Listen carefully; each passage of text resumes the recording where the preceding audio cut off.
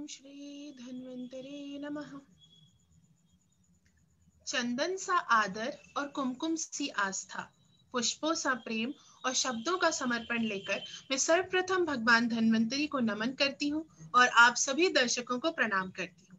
नमस्कार, स्वागतम। Hello and a very good evening to all of you. I am Dr. Pratibha Pandey and I am very pleased to have this opportunity of welcoming you all to yet another session of International Webinar Series Vaidyamitram. कद कहाँ ऊंचे होते हैं एड़ियां उठाने से। कहते हैं कद कहाँ ऊंचे होते हैं एड़ियां उठाने से, ऊंचाइयां तो मिलती हैं सर झुकाने से। इसलिए मैं अपने सभी गुरुजनों को बारंबार प्रणाम करती हूँ और अपना सर उनके सामने झुकाती हूँ, जिन्होंने मुझे ये अवसर प्रदान करा और जो मेरे और आपके भविष्य को खूबसूरत बनाने के लिए निस्वार्थ भाव से नित्य नए प्रयास कर रहे हैं। साथ ही वाव एसोसिएशन एंड अर्पण आयुर्वेद को मैं तहे दिल से शुक्रिया कहना चाहूंगी, जो हमारे इस कार्यक्रम के आयोजक हैं और जिनके प्रयासों से ही हम आपसे इस तरह प्रतिदिन जुड़ पाते हैं। कहते हैं, आप सभी को पता है कि अगर मैं आयुर्वेद को घर घर में लोकप्रिय होने का श्रेय अगर योग को दूं तो ये गलत नहीं होगा। जी हाँ, लेकिन स्वस्थ व्रत के अंतर्गत दिनचर्या में योग का प्रयोग आज के लाइफ में बहुत लोकप्रिय है। ये आप भी जानते हैं, ये हम भी जानते हैं। लेकिन आप ये भी जानते हैं कि कई व्याधियां ऐसी हैं जिनके साथ अगर हम योग को इनकॉर्पोरेट कर लें और अगर हम अपने पेशेंट्स को उन व्याधियों के ट्रीटमेंट के साथ साथ अगर हम योग भी उन्हें प्रिस्क्राइब करें तो हमें बहुत ही शॉर्ट टाइम में बहुत ही मिराक्युलस और बहुत सुपर्ब रिजल्ट्स मिल सकते हैं। जी हाँ, और लोग बोलेंगे ये तो जादू हो गया। ये जादू मैं और आप कर सके, इसलिए आज हमसे जुड़ रही हैं आदरणीय डॉक्टर मंजू भंडारी मैम, जो कि एक सीनियर आयुर्वेदिक कंसल्टेंट है एंड योगा एक्सपर्ट हैं और जिनका खुद का एक यूट्यूब चैनल है जिस पर वो योगा से रिलेटेड वीडियोस भी डालती हैं, उनके वेबिनार्स भी होते हैं और जिन्हें बहुत सराहना एवं लोकप्रियता मिली है। आज के कार्यक्रम में हमारी expert speaker doctor Manju Bhandari ma'am का मैं बहुत बहुत स्वागत करती हूँ। साथ ही हमारे इस कार्यक्रम में मॉडरेटर की भूमिका निभा रही हैं और आप सभी से फिर से जुड़ने आ रही हैं डॉक्टर रोशनी वर्मा मैम। आप सभी इन्हें जानते हैं, मैंने इनके बारे में आपको बताया था, वो दूरदर्शन पे जिनका इंटरव्यू आया था। जी हाँ, मैम खुद ही योगा में एक्सपर्ट हैं और उन्होंने बहुत सारे ऐसे मिराक्युलस रिजल्ट्स दिखाए हैं और जिनकी वजह से उन्हें बहुत ज्यादा सराहना मिली भी है। तो आज हमारा सौभाग्य है कि ये दो एक्सपर्ट स्पीकर्स हमारे साथ जुड़ रहे हैं और आपको और हमें योग के बारे में ढेर सारी जानकारी देने आ रहे हैं। मैं सर्वप्रथम डॉक्टर रोशनी वर्मा मैम को उनका स्वागत करूंगी और उनसे अनुरोध करूंगी कि वे आए और योग के इस ज्ञान का प्रारंभ करें और इस कार्यक्रम का शुभारंभ करें। मैम। थैंक यू प्रतिभा। नमस्कार, मैं डॉक्टर रोशनी वर्मा आप सभी का वैद्यमित्रम वेबिनार सीरीज में अभिनंदन करती हूँ। जैसा कि आप सभी जानते ही हैं कि आज का हमारा जो लेक्चर है वो योग से रिलेटेड है और ये भी जानते हैं कि आज के टाइम में जो योग है उसको लेकर लोगों में बहुत जागरूकता बढ़ी है और जो प्रैक्टिशनर्स हैं वो भी अपने पेशेंट्स को योग करवाना चाहते हैं और प्रिस्क्राइब भी करते हैं। लेकिन सिर्फ अगर हम ये बोलते हैं कि आप योगासन करिए या प्राणायाम करिए तो सिर्फ इतना सफिशिएंट नहीं होता है, क्योंकि अगर पेशेंट को सही तरीके से योगासन नहीं बताया गया कि उसको कैसे करना है तो जितना उसका फायदा होता है नुकसान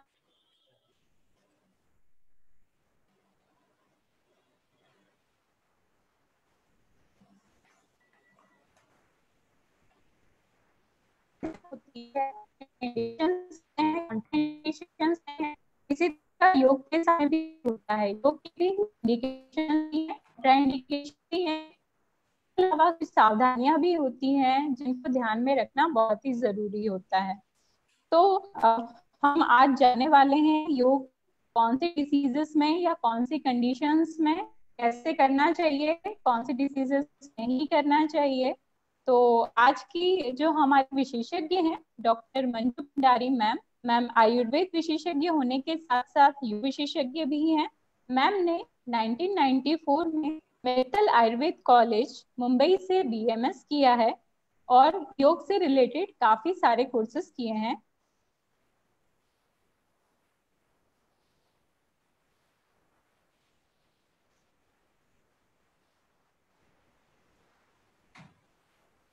केंद्र इंदौर, योग मित्र मंडल इंदौर से योग शिक्षक के रूप में ट्रेनिंग की है। मैम का महालक्ष्मी नगर इंदौर में क्लिनिक भी है जहाँ मैम से प्रैक्टिस कर रहे हैं। इसके अलावा मैम 20 ईयर्स से योग में प्रैक्टिस कर रहे हैं। मैम स्वयं भी योग करते हैं और जो काफी ग्रुप्स डिफरेंट एजेस के, तो उन जो ग्रुप्स हैं उनकी योग क्लासेस भी लेते हैं। इसके अलावा होम विजिट्स के द्वारा भी योग की शिक्षा देते हैं और इंटरनेशनल योग दिवस, women's day, mental health day आदि पर क्विज भी करवाते हैं। और जो मैम का एक्सपर्टाइज है वो है थेरेप्यूटिक योग, आसन, प्राणायाम, चक्र बैलेंसिंग मेडिटेशन, मंत्र चैंटिंग, योग डांस, फेशियल योग, प्रेगनेंसी योग, पावर योग।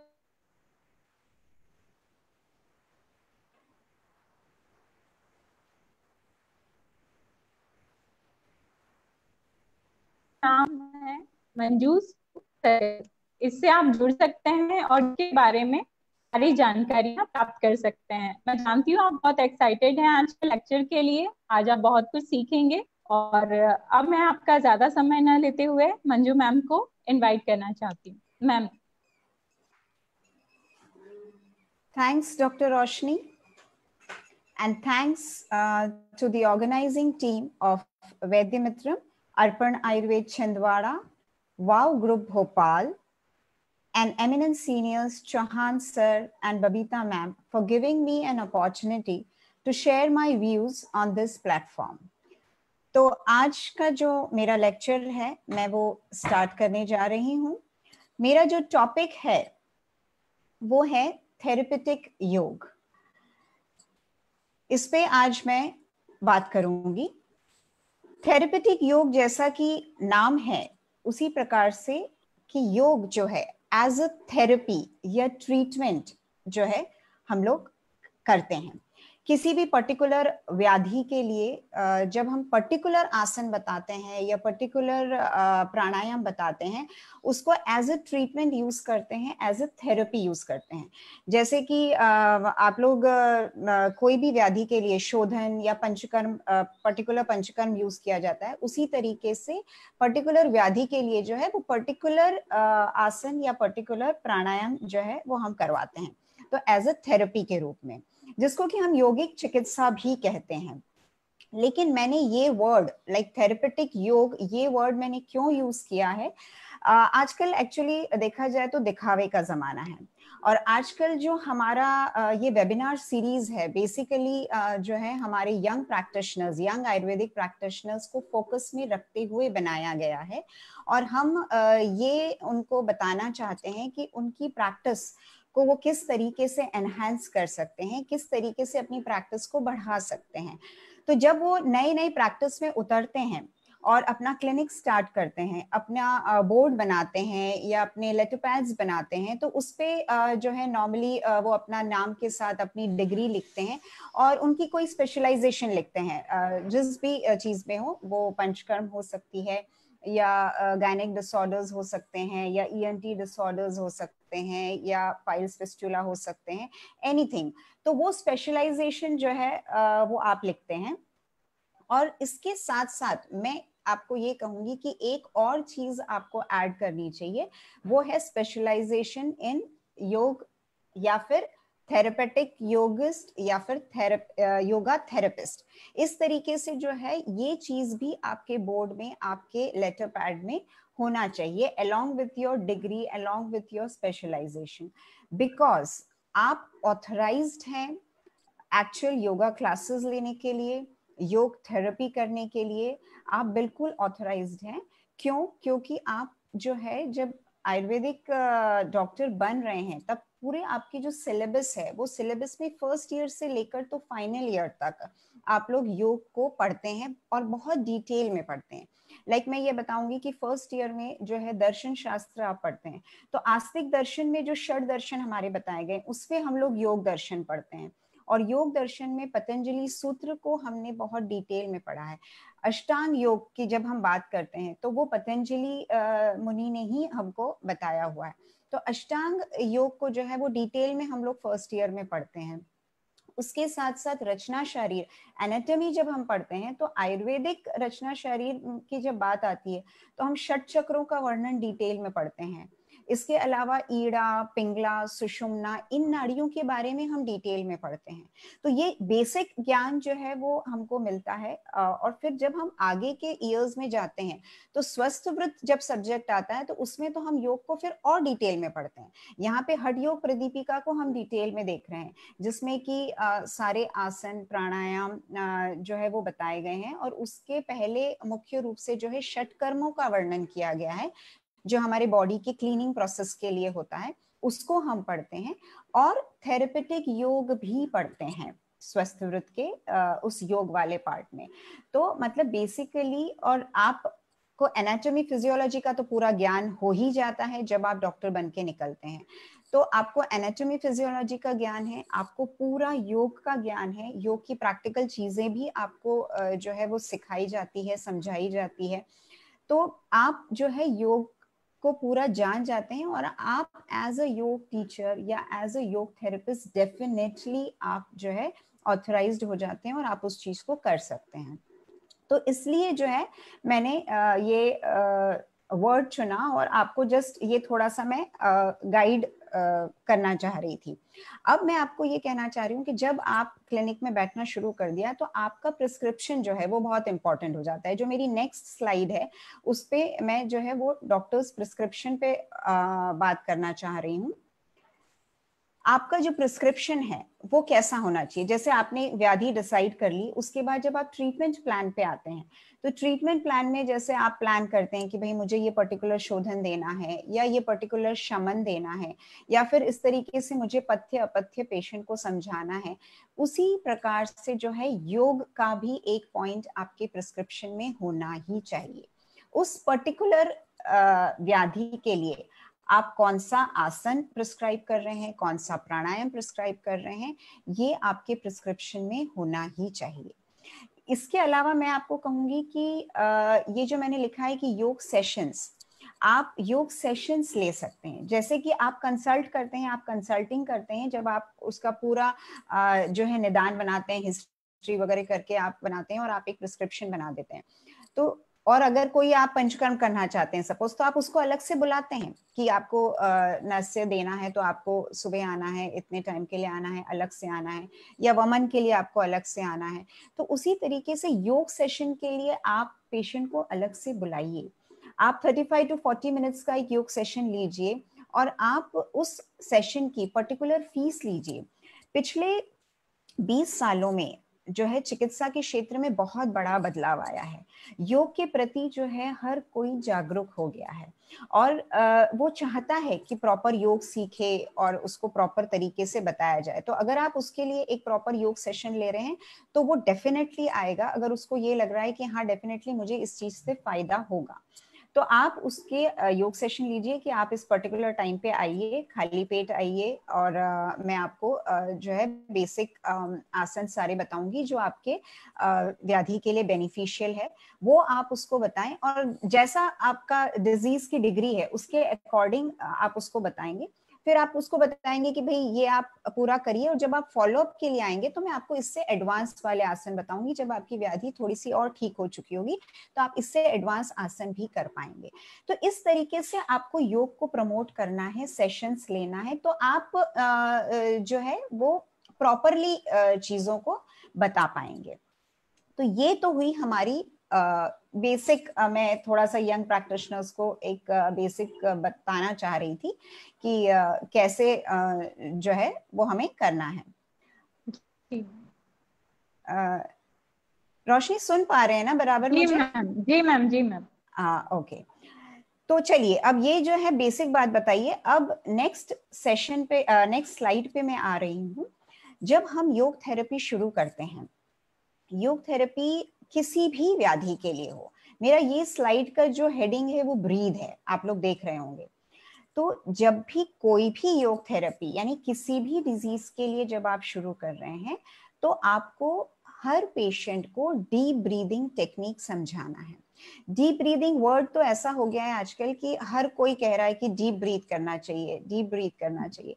तो डीप ब्रीथ कैसे करना चाहिए आपको एक्सप्लेन करना है। तो डीप ब्रीदिंग टेक्निक आप उसको समझाएंगे। यहाँ पर मैंने एक फोटोग्राफ लगाया हुआ है, आप लोग देख सकते हैं कि इनहेल और एक्सहेल किस तरीके से करना है और वो कैसा जो है आपके बॉडी में एक्ट कर रहा है। जब आप धीरे धीरे श्वास लेते हैं, है ना, धीरे धीरे आप जब श्वास लेते हैं तो आपकी श्वास जो है वो आपके रेस्पिरेटरी सिस्टम में जाती है, लंग्स में जाती है, जो आपके डायफ्राम है वो नीचे की तरफ जाता है और आपका पेट फूलता है।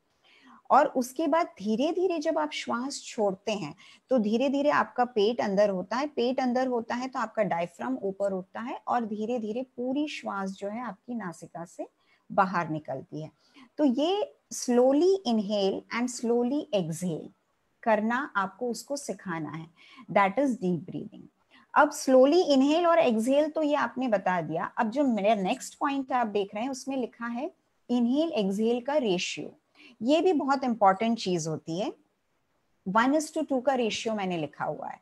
तो 1:2 का रेशियो का मतलब ये है कि जितनी मात्रा में आप श्वास ले रहे हैं उससे डबल मात्रा में आपको श्वास छोड़ना होता है ना। अगर आप ये करते हैं तो आपको डीप ब्रीदिंग के पूरे फायदे मिलते हैं। तो इसलिए ये रेशियो को मेंटेन करना होता है। अब ये जो है मैं थोड़ा सा जनरल बात भी बता रही हूँ और पेशेंट के अकॉर्डिंग आपको थोड़ा सा देख के और उस हिसाब से उसको समझाना होता है, लेकिन बेसिक बातें जो है एटलीस्ट आपको एक बार उसको समझाना होता है। और इसलिए मैं आपको बता रही हूँ कि ये जब सारी चीजें आपको डिटेल में बताना होता है ना, तो आप रेगुलर कंसल्टिंग आवर्स में इतना टाइम नहीं दे सकते हैं।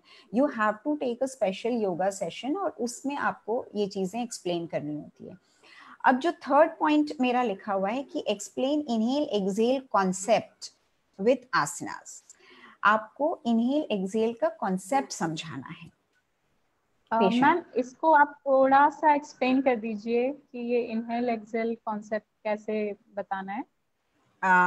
ओके, मैं इसको डिटेल में ये बताती हूँ कि इनहेल एक्सहेल कॉन्सेप्ट का ये मतलब है कि आसनों को ब्रीदिंग के साथ जोड़ना है। जब भी आप उसको कोई आसन सिखाएंगे, बताएंगे, तो उसको ब्रीदिंग के साथ किस तरीके से जोड़ना होता है। अब अगेन मैं यहाँ पे एक बेसिक रूल बताऊंगी कि जब भी कोई आसन आप करते हैं, जब भी आपकी बॉडी विस्तारित होती है यानी कि फैलती है, तो आपको श्वास लेना है, और जब भी आपकी बॉडी संकुचित हो रही है तो आपको श्वास छोड़ना है। ये बहुत बेसिक रूल है किसी भी आसन के लिए। तो ये रूल आपको उसको समझाना है और जो आसन आप उसको बता रहे हैं उसके अकॉर्डिंग आपको बोलना है कि श्वास लेते हुए आपको इस पोजीशन में जाना है, फिर कुछ देर होल्ड करना है तो वहां पे आपको नॉर्मल ब्रीदिंग लेना है, और फिर श्वास छोड़ते हुए आपको वापस जो है नॉर्मल पोजीशन में आना है। जब आप उसको ये ब्रीदिंग के साथ जोड़ेंगे तब आपको उस योगासन का पूरा फायदा मिलेगा। ये चीज भी आपको आपके पेशेंट को समझानी है। ओके रोशनी, क्लियर? जी मैम। है ना, क्योंकि मैं आपको अगेन ये बता दूं कि जब भी हम कोई पोस्चर करते हैं, अगर हम उसको ब्रीदिंग के साथ नहीं जोड़ रहे हैं तो वो एक एक्सरसाइज हो जाएगी, वो एक पोज हो जाएगा। लेकिन अगर आप उसको योग कहना चाहते हैं तो उसको आपको ब्रीदिंग के साथ जोड़ना बहुत इंपॉर्टेंट है। तो इसलिए इनहेल एक्सहेल के साथ आप जो है वो आसन को एक्सप्लेन करेंगे।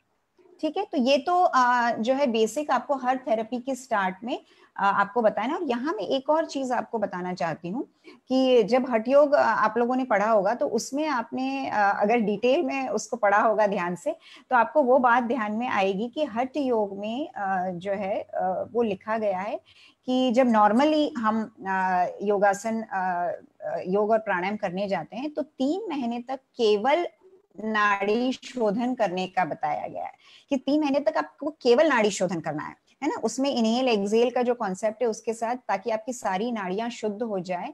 और उसके बाद फिर आपको षटकर्म करना है। षटकर्म जो कि हठ योग प्रदीपिका में बताए गए हैं, उसमें धौती है, बस्ती है, नेति है, नौली है, कपालभाति है, त्राटक है। ये 6 जो है षटकर्म बताए गए हैं जो हमारे बॉडी के को क्लीन करते हैं।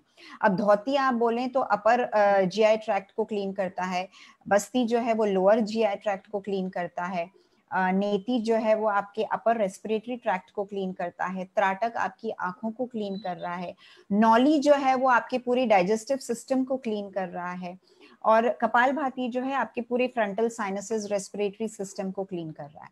तो नाड़ी शुद्धि करके, षटकर्म करके और फिर योगासन और प्राणायाम करने बताया गया। जब बॉडी शुद्ध होगी और उसके बाद आप चीजें करोगे तो वो आपको ज्यादा बेनिफिशियल रहेगी। ये आपका देखा जाए तो जनरल योग क्लास अगर आप ले रहे हैं तो उसके लिए ज्यादा इंपॉर्टेंट होता है। मैं यहाँ पे ये बात इसलिए भी कह रही हूँ क्योंकि हमारे आयुर्वेद का जो प्रयोजन है, स्वस्थस्य स्वास्थ्य रक्षणम आतुरस्य विकार प्रशमनम च, तो स्वास्थ्य के रक्षण में भी योग का रोल है, जहां पर आपको रेगुलर में योग करना चाहिए, नॉर्मल इंसान को भी, और विकार प्रशमनम जो आज का हमारा टॉपिक है, थेरेपेटिक योग, यानी कि कोई अगर डिजीज होती है तो उसके अकॉर्डिंग करना चाहिए, राइट। चलिए अब हम लोग नेक्स्ट हमारे आज के जो है, मैंने कुछ दो टॉपिक्स ऐसे लिए हैं जो कॉमनली आजकल ज्यादा देखने को मिलते हैं, तो उस पर थोड़ा सा हम डिटेल बात करेंगे ताकि हमारे डॉक्टर्स को आइडिया भी लग जाएगी कि नॉर्मली हमको कैसे थेरेपी की तरफ जाना होता है। तो फर्स्ट टॉपिक मैंने लिया है लंबार स्पॉन्डिलोसिस, जो कि आजकल की बहुत कॉमन प्रॉब्लम है, बिकॉज लॉन्ग सिटिंग आवर्स हो गए हैं, सभी के एक्सरसाइजेस कम हो गई है, तो उस पोस्चर जो है हमारा प्रॉपर नहीं रहता है, तो कई सारे कारणों के कारण जो है लंबा स्पॉन्डिलोसिस आजकल हमको बहुत देखने को मिलता है। उसके नॉर्मली जो कॉमन सिम्टम्स मैंने लिखे हैं कि लोअर बैक पेन होता है, स्टिफनेस होती है, कई बार जो है वो रेडिएटिंग पेन होता है, पैरों में नीचे तक जाता है, और कई बार नमनेस या फिर झुंझुनी जो है वो पैरों में आती है। तो ये कुछ कॉमन सिम्टम्स हैं जो हमको लंबा स्पॉन्डिलोसिस में देखने को मिलते हैं। अब नीचे मैंने एक लाइन लिखी है कि you need to understand the degree of the disease and then start yoga therapy. Sorry to interrupt ma'am, ये जो आपने बताया है डिग्री ऑफ द डिजीज, इसमें इसके बारे में थोड़ा सा डिटेल में बताइए। डिग्री ऑफ द डिजीज मतलब कि आपकी जो व्याधि यानी पेशेंट की जो व्याधि है वो किस स्टेज पे है, क्या वो इनिशियल स्टेज पे है या मिडिल स्टेज पे है या फिर बहुत एडवांस स्टेज पे पहुंच चुकी है, वो देख के आपको डिसाइड करना है कि आपको योग थेरेपी किस तरीके से स्टार्ट करना है। क्योंकि मैं आजकल बताऊं आपको कि अब जैसे डॉक्टर ने बता दिया कि आपको लंबर स्पॉन्डिलोसिस है या आपको स्लिप डिस्क है, तो और आपको योग करना है, ठीक है, ये बता दिया, और फिर पेशेंट क्या करता है कि वो गूगल पे सर्च करेगा, यूट्यूब पे सर्च करेगा कि लंबर स्पॉन्डिलोसिस या स्लिप डिस्क के लिए क्या क्या आसन करना चाहिए, वो उसमें देख लेता है कि हाँ मुझे ये आसन करना चाहिए और वो करना शुरू कर देता है। पर उसकी डिग्री क्या है, मतलब उसका स्टेज क्या है, उसको क्या वो आसन उस तरीके से ही करना है या किसी और तरीके से करना है, ये उसको नहीं पता होता है गूगल पे या इस तरीके से देख के। तो वहां जो है आपके योग थेरेपिस्ट की जरूरत आती है कि जहां आपको प्रॉपरली समझना है आपके थेरेपिस्ट से और फिर आपको स्टार्ट करना है, नहीं तो वो नुकसान भी हो सकता है, इसलिए डिग्री को समझना इंपॉर्टेंट है। ओके रोशनी? जी मैम।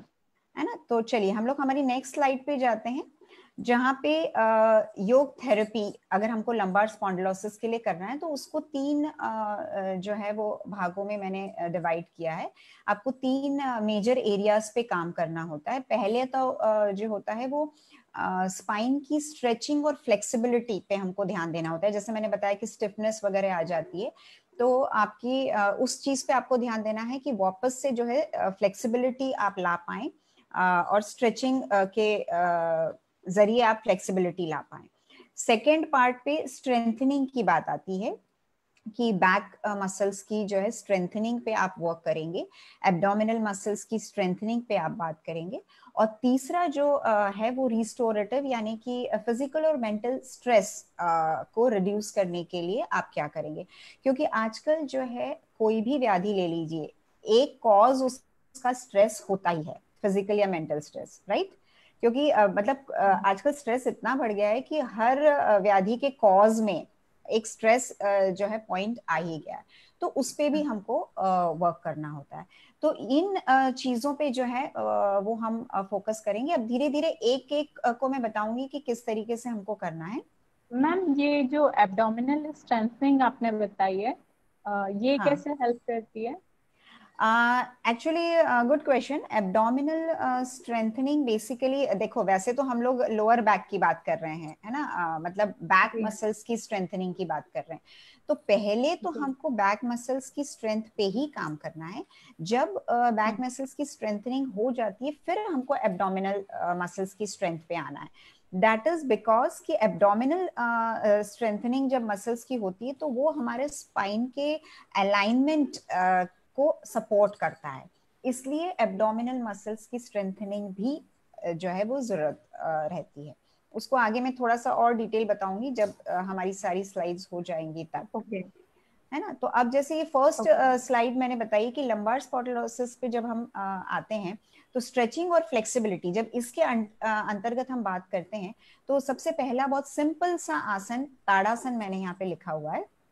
वो दिखने का सिंपल आसन है लेकिन मार्वेलस जो है उसके बेनिफिट्स होते हैं। यहाँ पर अब जो मैंने डिग्री वाली बात की थी वो मैं बताऊंगी कि अगर पेशेंट का जो मतलब डिजीज जो है वो बहुत हायर स्टेज पे है, तो जहाँ पे भी वो खड़ा भी नहीं हो सकता है, वो बिस्तर पे ही मतलब लेटा है या उसको रेस्ट एडवाइज्ड है, तो लेटे लेटे भी वो कैसे कर सकता है, तो वहां पर उसको सुप्त ताड़ासन करना है। ये जो मैंने नीचे बताया गया है कि बेड पे अगर वो लेटा है तो उसको फुल बॉडी स्ट्रेच करना है, पूरे आपको हाथों को ऊपर ले जाके और पैरों को पूरा नीचे दबा के और लेटे लेटे जो है वो उसको स्ट्रेच करना है। तो सुप्त ताड़ासन में जब स्ट्रेचिंग होती है तो पूरा स्पाइन स्ट्रेच होके और नर्व्स जो है ईज हो जाती है। और अगर पेशेंट खड़ा हो पा रहा है, मतलब थोड़ा सा उसको सपोर्ट चाहिए या कुछ चाहिए, तो उसमें हमको ये देखना है कि जैसे मैंने यहाँ बताई है, ये लेडी जो है वो खड़ी हुई है, आपको यूं दिख रहा है कि वो नॉर्मल सी खड़ी है, लेकिन वहां पर आपको उसको ये एक्सप्लेन करना है कि दोनों पैर आपके पास पास होना चाहिए और जो आपकी काफ मसल्स है, नी है और थाई मसल्स को ऊपर खींच के आपको खड़े रहना है, बिल्कुल स्पाइन को करेक्ट करना है, इरेक्ट करना है और जो है गर्दन को सीधी रख के सामने की तरफ देना है, यानी कि खड़े खड़े रहते हुए ही आपकी पूरी बॉडी में आपको एक स्ट्रेच लाना है। अगर पेशेंट प्रॉपरली खड़ा नहीं हो पा रहा है तो आपको उसको ये बोलना है कि आप वॉल के सपोर्ट से जो है ये चीज कर सकते हैं। और अगर पेशेंट खड़ा हो पा रहा है, उसका बैलेंस प्रॉपर है, तो डेफिनेटली यहाँ पर ये जो तीन मैंने बताए हैं, यहाँ पर एड़ी उठा के मैंने बताया है कि फिर आप एड़ियां भी उठा सकते हैं, हाथों को ऊपर स्ट्रेच लेकर भी जा सकते हैं, क्योंकि वो बॉडी को बैलेंस कर पा रहा है, तो इसमें बहुत अच्छा स्ट्रेच आपको मिलता है। और जब वो अच्छे से कर पा रहा है तो फिर आप तिर्यक ताड़ासन, यानी कि उसमें मूवमेंट आप फ्लेक्सिबिलिटी के लिए जो है वो तिर्यक ताड़ासन करवा सकते हैं, पार्श्व ताड़ासन करवा सकते हैं।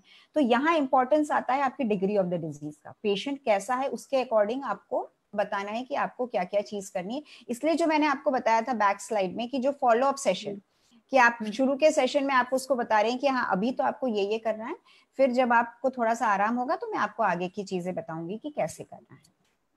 ठीक है, अब नेक्स्ट स्लाइड पे हम आते हैं मरकट आसन। मरकट आसन जो है ये स्ट्रेचिंग के साथ साथ फ्लेक्सिबिलिटी पे ज्यादा रोल करता है। इसमें भी मैंने 1, 2 और 3 ये स्लाइड्स मतलब यहाँ पर आसन बताए हुए हैं। अगेन ये भी डिग्री पे है, अगर पेशेंट जो है बहुत ज्यादा नहीं कर पा रहा है तो आपको फर्स्ट वाला ही करवाना है, जिसमें दोनों पैर आप मोड़ के रखते हैं और आपको दोनों साइड जो है उसको लेके जाना है और ऑपोजिट साइड में आपको सर को ले जाना है। तो यहाँ पर जो है ये थोड़ा कंफर्ट लेवल पे होता है, तो फर्स्ट वाला मरकट आसन आप एडवाइस करेंगे। थोड़ा सा अगर वो बेटर है तो फिर आप सेकंड पोज पे आएंगे, जहां पर एक नी को दूसरे एड़ी पर आप ले जा रहे हैं। अगर और वो थोड़ा सा बेटर स्टेज में है तो फिर आप थर्ड वाला भी करवा सकते हैं, जिसमें पूरे लेग को आप 90 डिग्रीज पे ले जाके और फिर आप जो है ऑपोजिट डायरेक्शन में ले जा रहे हैं। तो according to the degree of the disease आपको 1, 2 या 3 में कौन सा उसको एडवाइस करना है ये आप उसको बताएंगे। मरकट आसन जो है वो फ्लेक्सिबिलिटी पे ज्यादा काम करता है, पेन भी रिलीव करता है, फ्लेक्सिबल बनाता है, और क्योंकि ये एक ट्विस्टेड पोज है तो एक और बेनिफिट भी देता है कि आपके डाइजेस्टिव ऑर्गन्स की मसाज भी कर रहा है और उस तरीके से डिटॉक्सिफिकेशन भी कर रहा है, ट्विस्टेड के भी जो है आपको फायदे मिलते हैं। अब नेक्स्ट पर हम आते हैं, तो ये आता है आपका मार्जरी आसन। मार्जरी आसन या कैट एंड काउ पोज हम लोग बोलते हैं।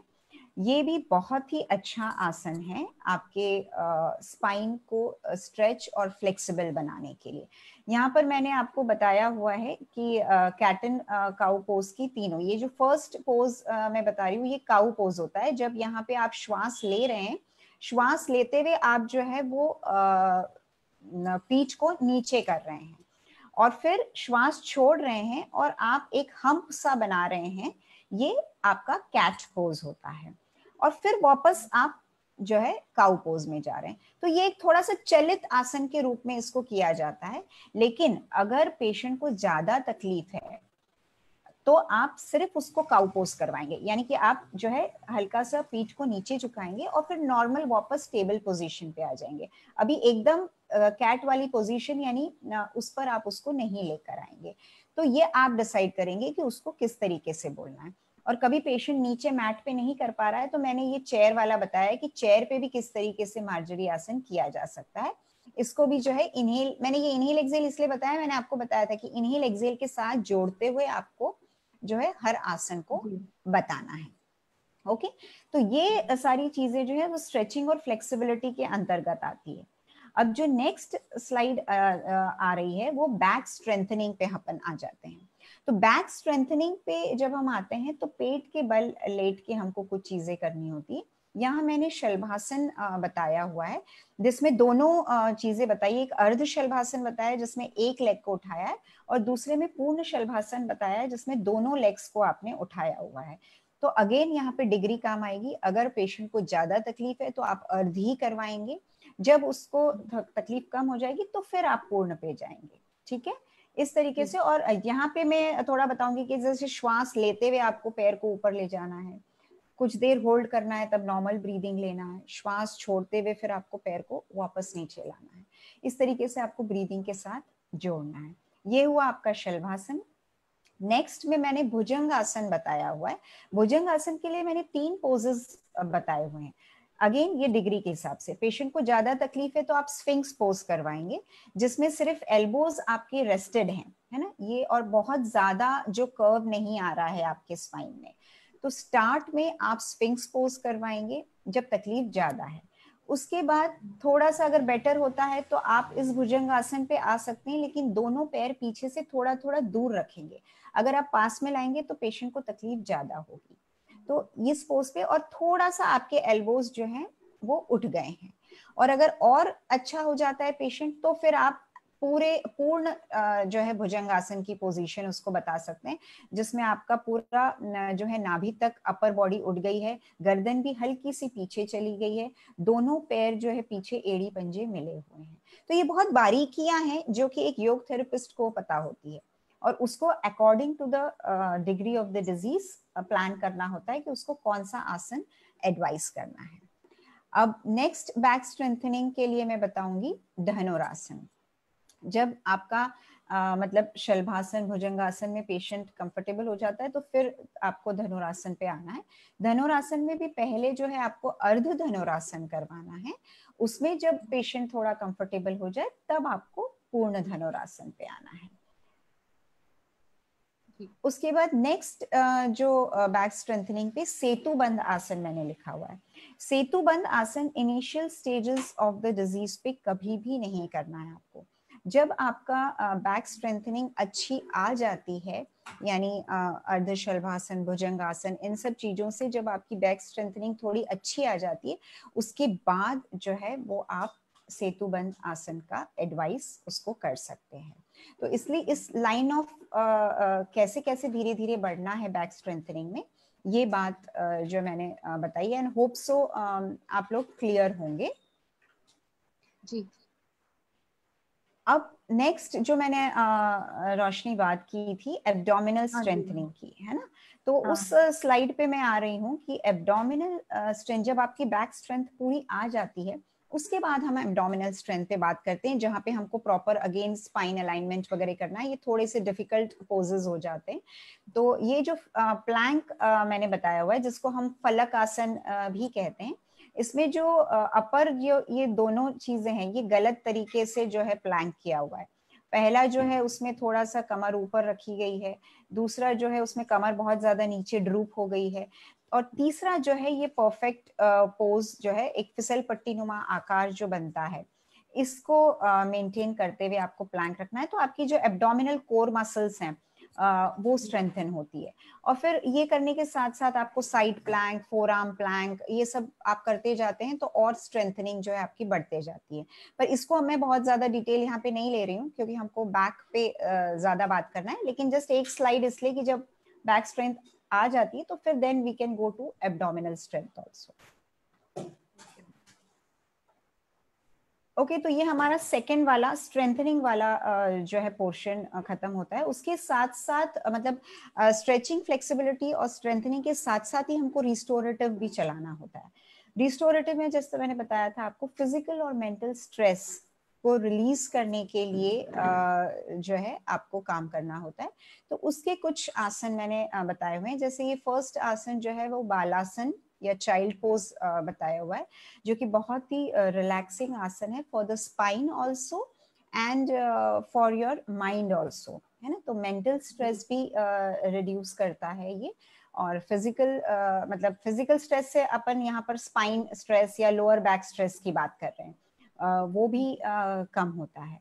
तो इस आसन में कुछ देर आप ठहर सकते हैं, आप पेशेंट को बोल सकते हैं कि कुछ देर आपको 1 मिनट 2 मिनट जब तक आप कंफर्टेबल हैं आप इसमें आराम से रह सकते हैं।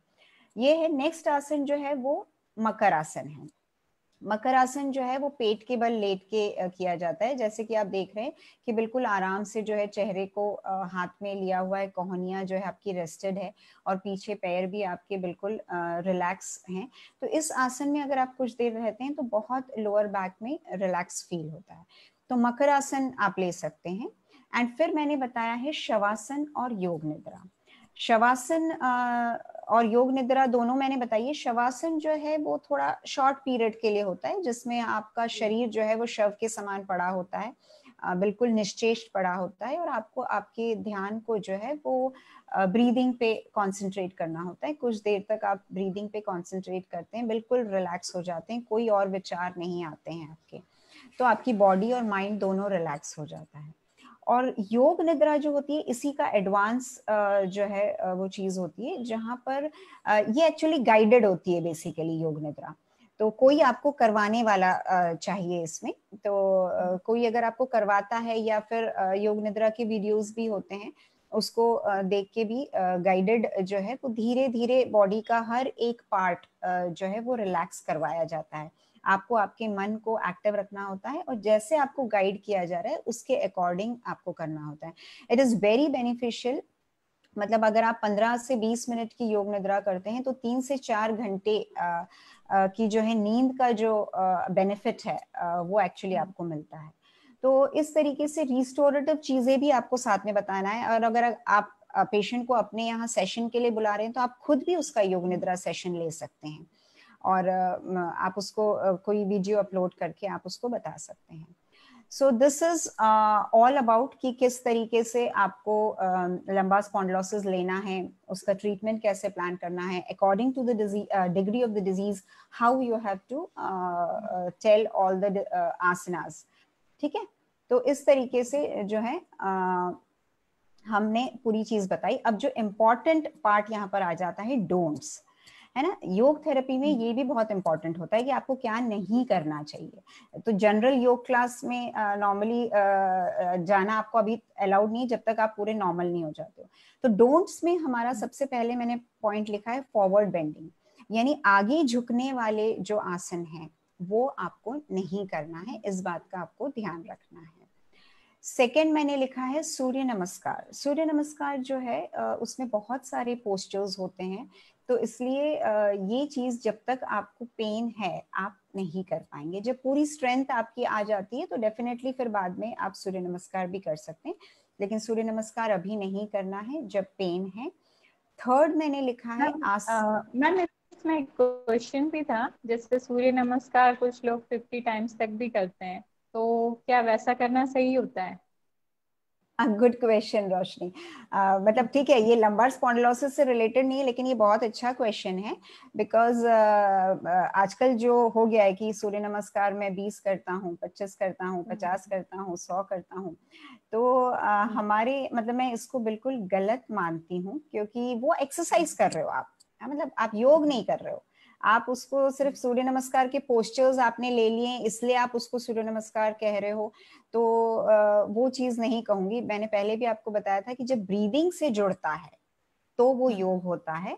अगर आप केवल उसको करे जा रहे हो तो वो योग नहीं है, वो एक्सरसाइज है। आप जब उसको 25, 50, 100 कर रहे हो तो वो आप एक्सरसाइज कर रहे हो, आप योग नहीं कर रहे हो। योग अगर आपको करना है तो 12 सूर्य नमस्कार हमारे यहाँ बोले गए हैं कि वो इनफ है। अगर आप उसको प्रॉपर इनहेल, एक्सहेल और होल्डिंग के साथ करते हैं, मंत्रों के साथ करते हैं, तो 12 सूर्य नमस्कार ही आपके लिए इनफ होते हैं और वो आपको बहुत ही सारे बेनिफिट्स देते हैं। ओके रोशनी? जी मैम। अब जो नेक्स्ट पॉइंट मैंने बताया है, हाँ हाँ रोशनी। हाँ मैम, वही आपके नेक्स्ट पॉइंट से रिलेटेड ही था कि हाँ ये जो आपने लिखा है आसन विद रैपिड मूवमेंट, इससे आप क्या समझाना चाह रहे हैं? या आसनास विद रैपिड मूवमेंट्स आपको नहीं करना है। मतलब चलित हाँ आसन जो हम लोग करवाते हैं, है ना, जैसे चलित आसन में ये बोलना हाँ, चाहूंगी इसको कि जब, थोड़ा सा डिटेल करिएगा मैम। हाँ मैं वही बताने जा रही हूँ कि चलित आसन मतलब जब हम रैपिड मूवमेंट्स के साथ करवाते हैं। मैं नॉर्मली जैसे ओबेसिटी है या वेट लॉस के लिए जब पेशेंट आता है तो मैं नॉर्मली जो है वो चलित आसन ज्यादा करवाती हूँ। उसमें जैसे सूर्य नमस्कार भी करवाती हूँ मैं, ओबेसिटी या वेट लॉस के लिए जब हम जाते हैं, उसी तरीके से मैं कुछ आसन चलित भी करवाती हूँ। जैसे त्रिकोण आसन है, त्रिकोण आसन में उसको चलित करवाया जा सकता है। पश्चिमोत्तानासन जब हम बैठ के करते हैं तो उसको हम चलित के रूप में करवाते हैं, जिसमें पूरा मतलब आप पूरा लेट जाते हो, अगेन फॉरवर्ड बेंड लेते हो, फिर अगेन लेट जाते हो, अगेन फॉरवर्ड बेंड लेते हो। कोर जब चलते हैं, इनहेल में आप पूरा लेट जाते हो, एक्सहेल में आप पूरी पश्चिमोत्तानासन की पोजीशन ले लेते हो। ये क्या मैंने क्रिएट न्यू प्रोफाइल ये वो आई थिंक किसी का माइक ऑन हो गया है, बबीता मैम। आई थिंक आपका माइक ऑन हो गया है। Okay okay sorry. No problem.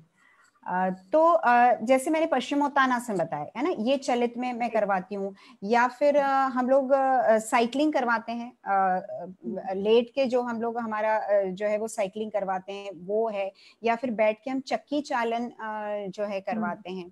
ये सब जो है वो चलित आसनों में आते हैं, जो कि हम नॉर्मली वेट लॉस या ओबेसिटी के लिए जब हम काम करते हैं तब हम करवाते हैं। तो ये चीजें जो है वो इस पेशेंट के लिए नहीं होती है। तो ये सारे कुछ पॉइंट्स जो है वो हमको ध्यान रखने होते हैं कि ये नहीं बताना है, या फिर पेशेंट को थोड़ा सा एक्सप्लेन कर देना है कि इन चीजों पे आपको नहीं जाना है। ओके जी तो जी मैम। ये हमारा जो है लंबार स्पॉन्डिलोसिस वाला टॉपिक जो है यहाँ पर एंड होता है। एक नेक्स्ट जो टॉपिक मैंने लिया है वो भी आजकल बहुत कॉमन प्रॉब्लम हो गई है, इनफर्टिलिटी की। वो कॉमन प्रॉब्लम इसलिए हो गई है क्योंकि जैसे मैंने कि कॉजेज लिखे हुए हैं यहाँ पर कि आजकल जो यंग जनरेशन है, नॉर्मली दोनों भी जो है वो वर्किंग होते हैं, हायर स्टडीज होती है उनकी, उसमें उसके बाद उनका वर्किंग शेड्यूल होता है और उसके बाद मैरिज होती है और उसके बाद जो है वो कंसीव वाला पीरियड आता है। तो नॉर्मली तब तक जो है वो एज मोस्टली जो है वो 30 क्रॉस कर चुके होते हैं। तो कई बार जो है वो कंसीव करने में प्रॉब्लम आती है। इसके अलावा जो कॉजेज मैंने लिखे हैं कि फिजिकल और मेंटल स्ट्रेस जो आजकल बहुत बढ़ गया है, ईटिंग डिसऑर्डर्स हैं, खाने पीने का जो है वो शेड्यूल भी बिगड़ चुका है और जो हम खा रहे हैं चीज़ें वो भी जो है अनहेल्दी है। स्मोकिंग और ड्रिंकिंग कई बार जो है इसमें ऐड हो जाती है और कई बार कुछ मेडिकल कंडीशंस ऐसी आ जाती हैं जिसके कारण से कंसीव नहीं कर पाते हैं।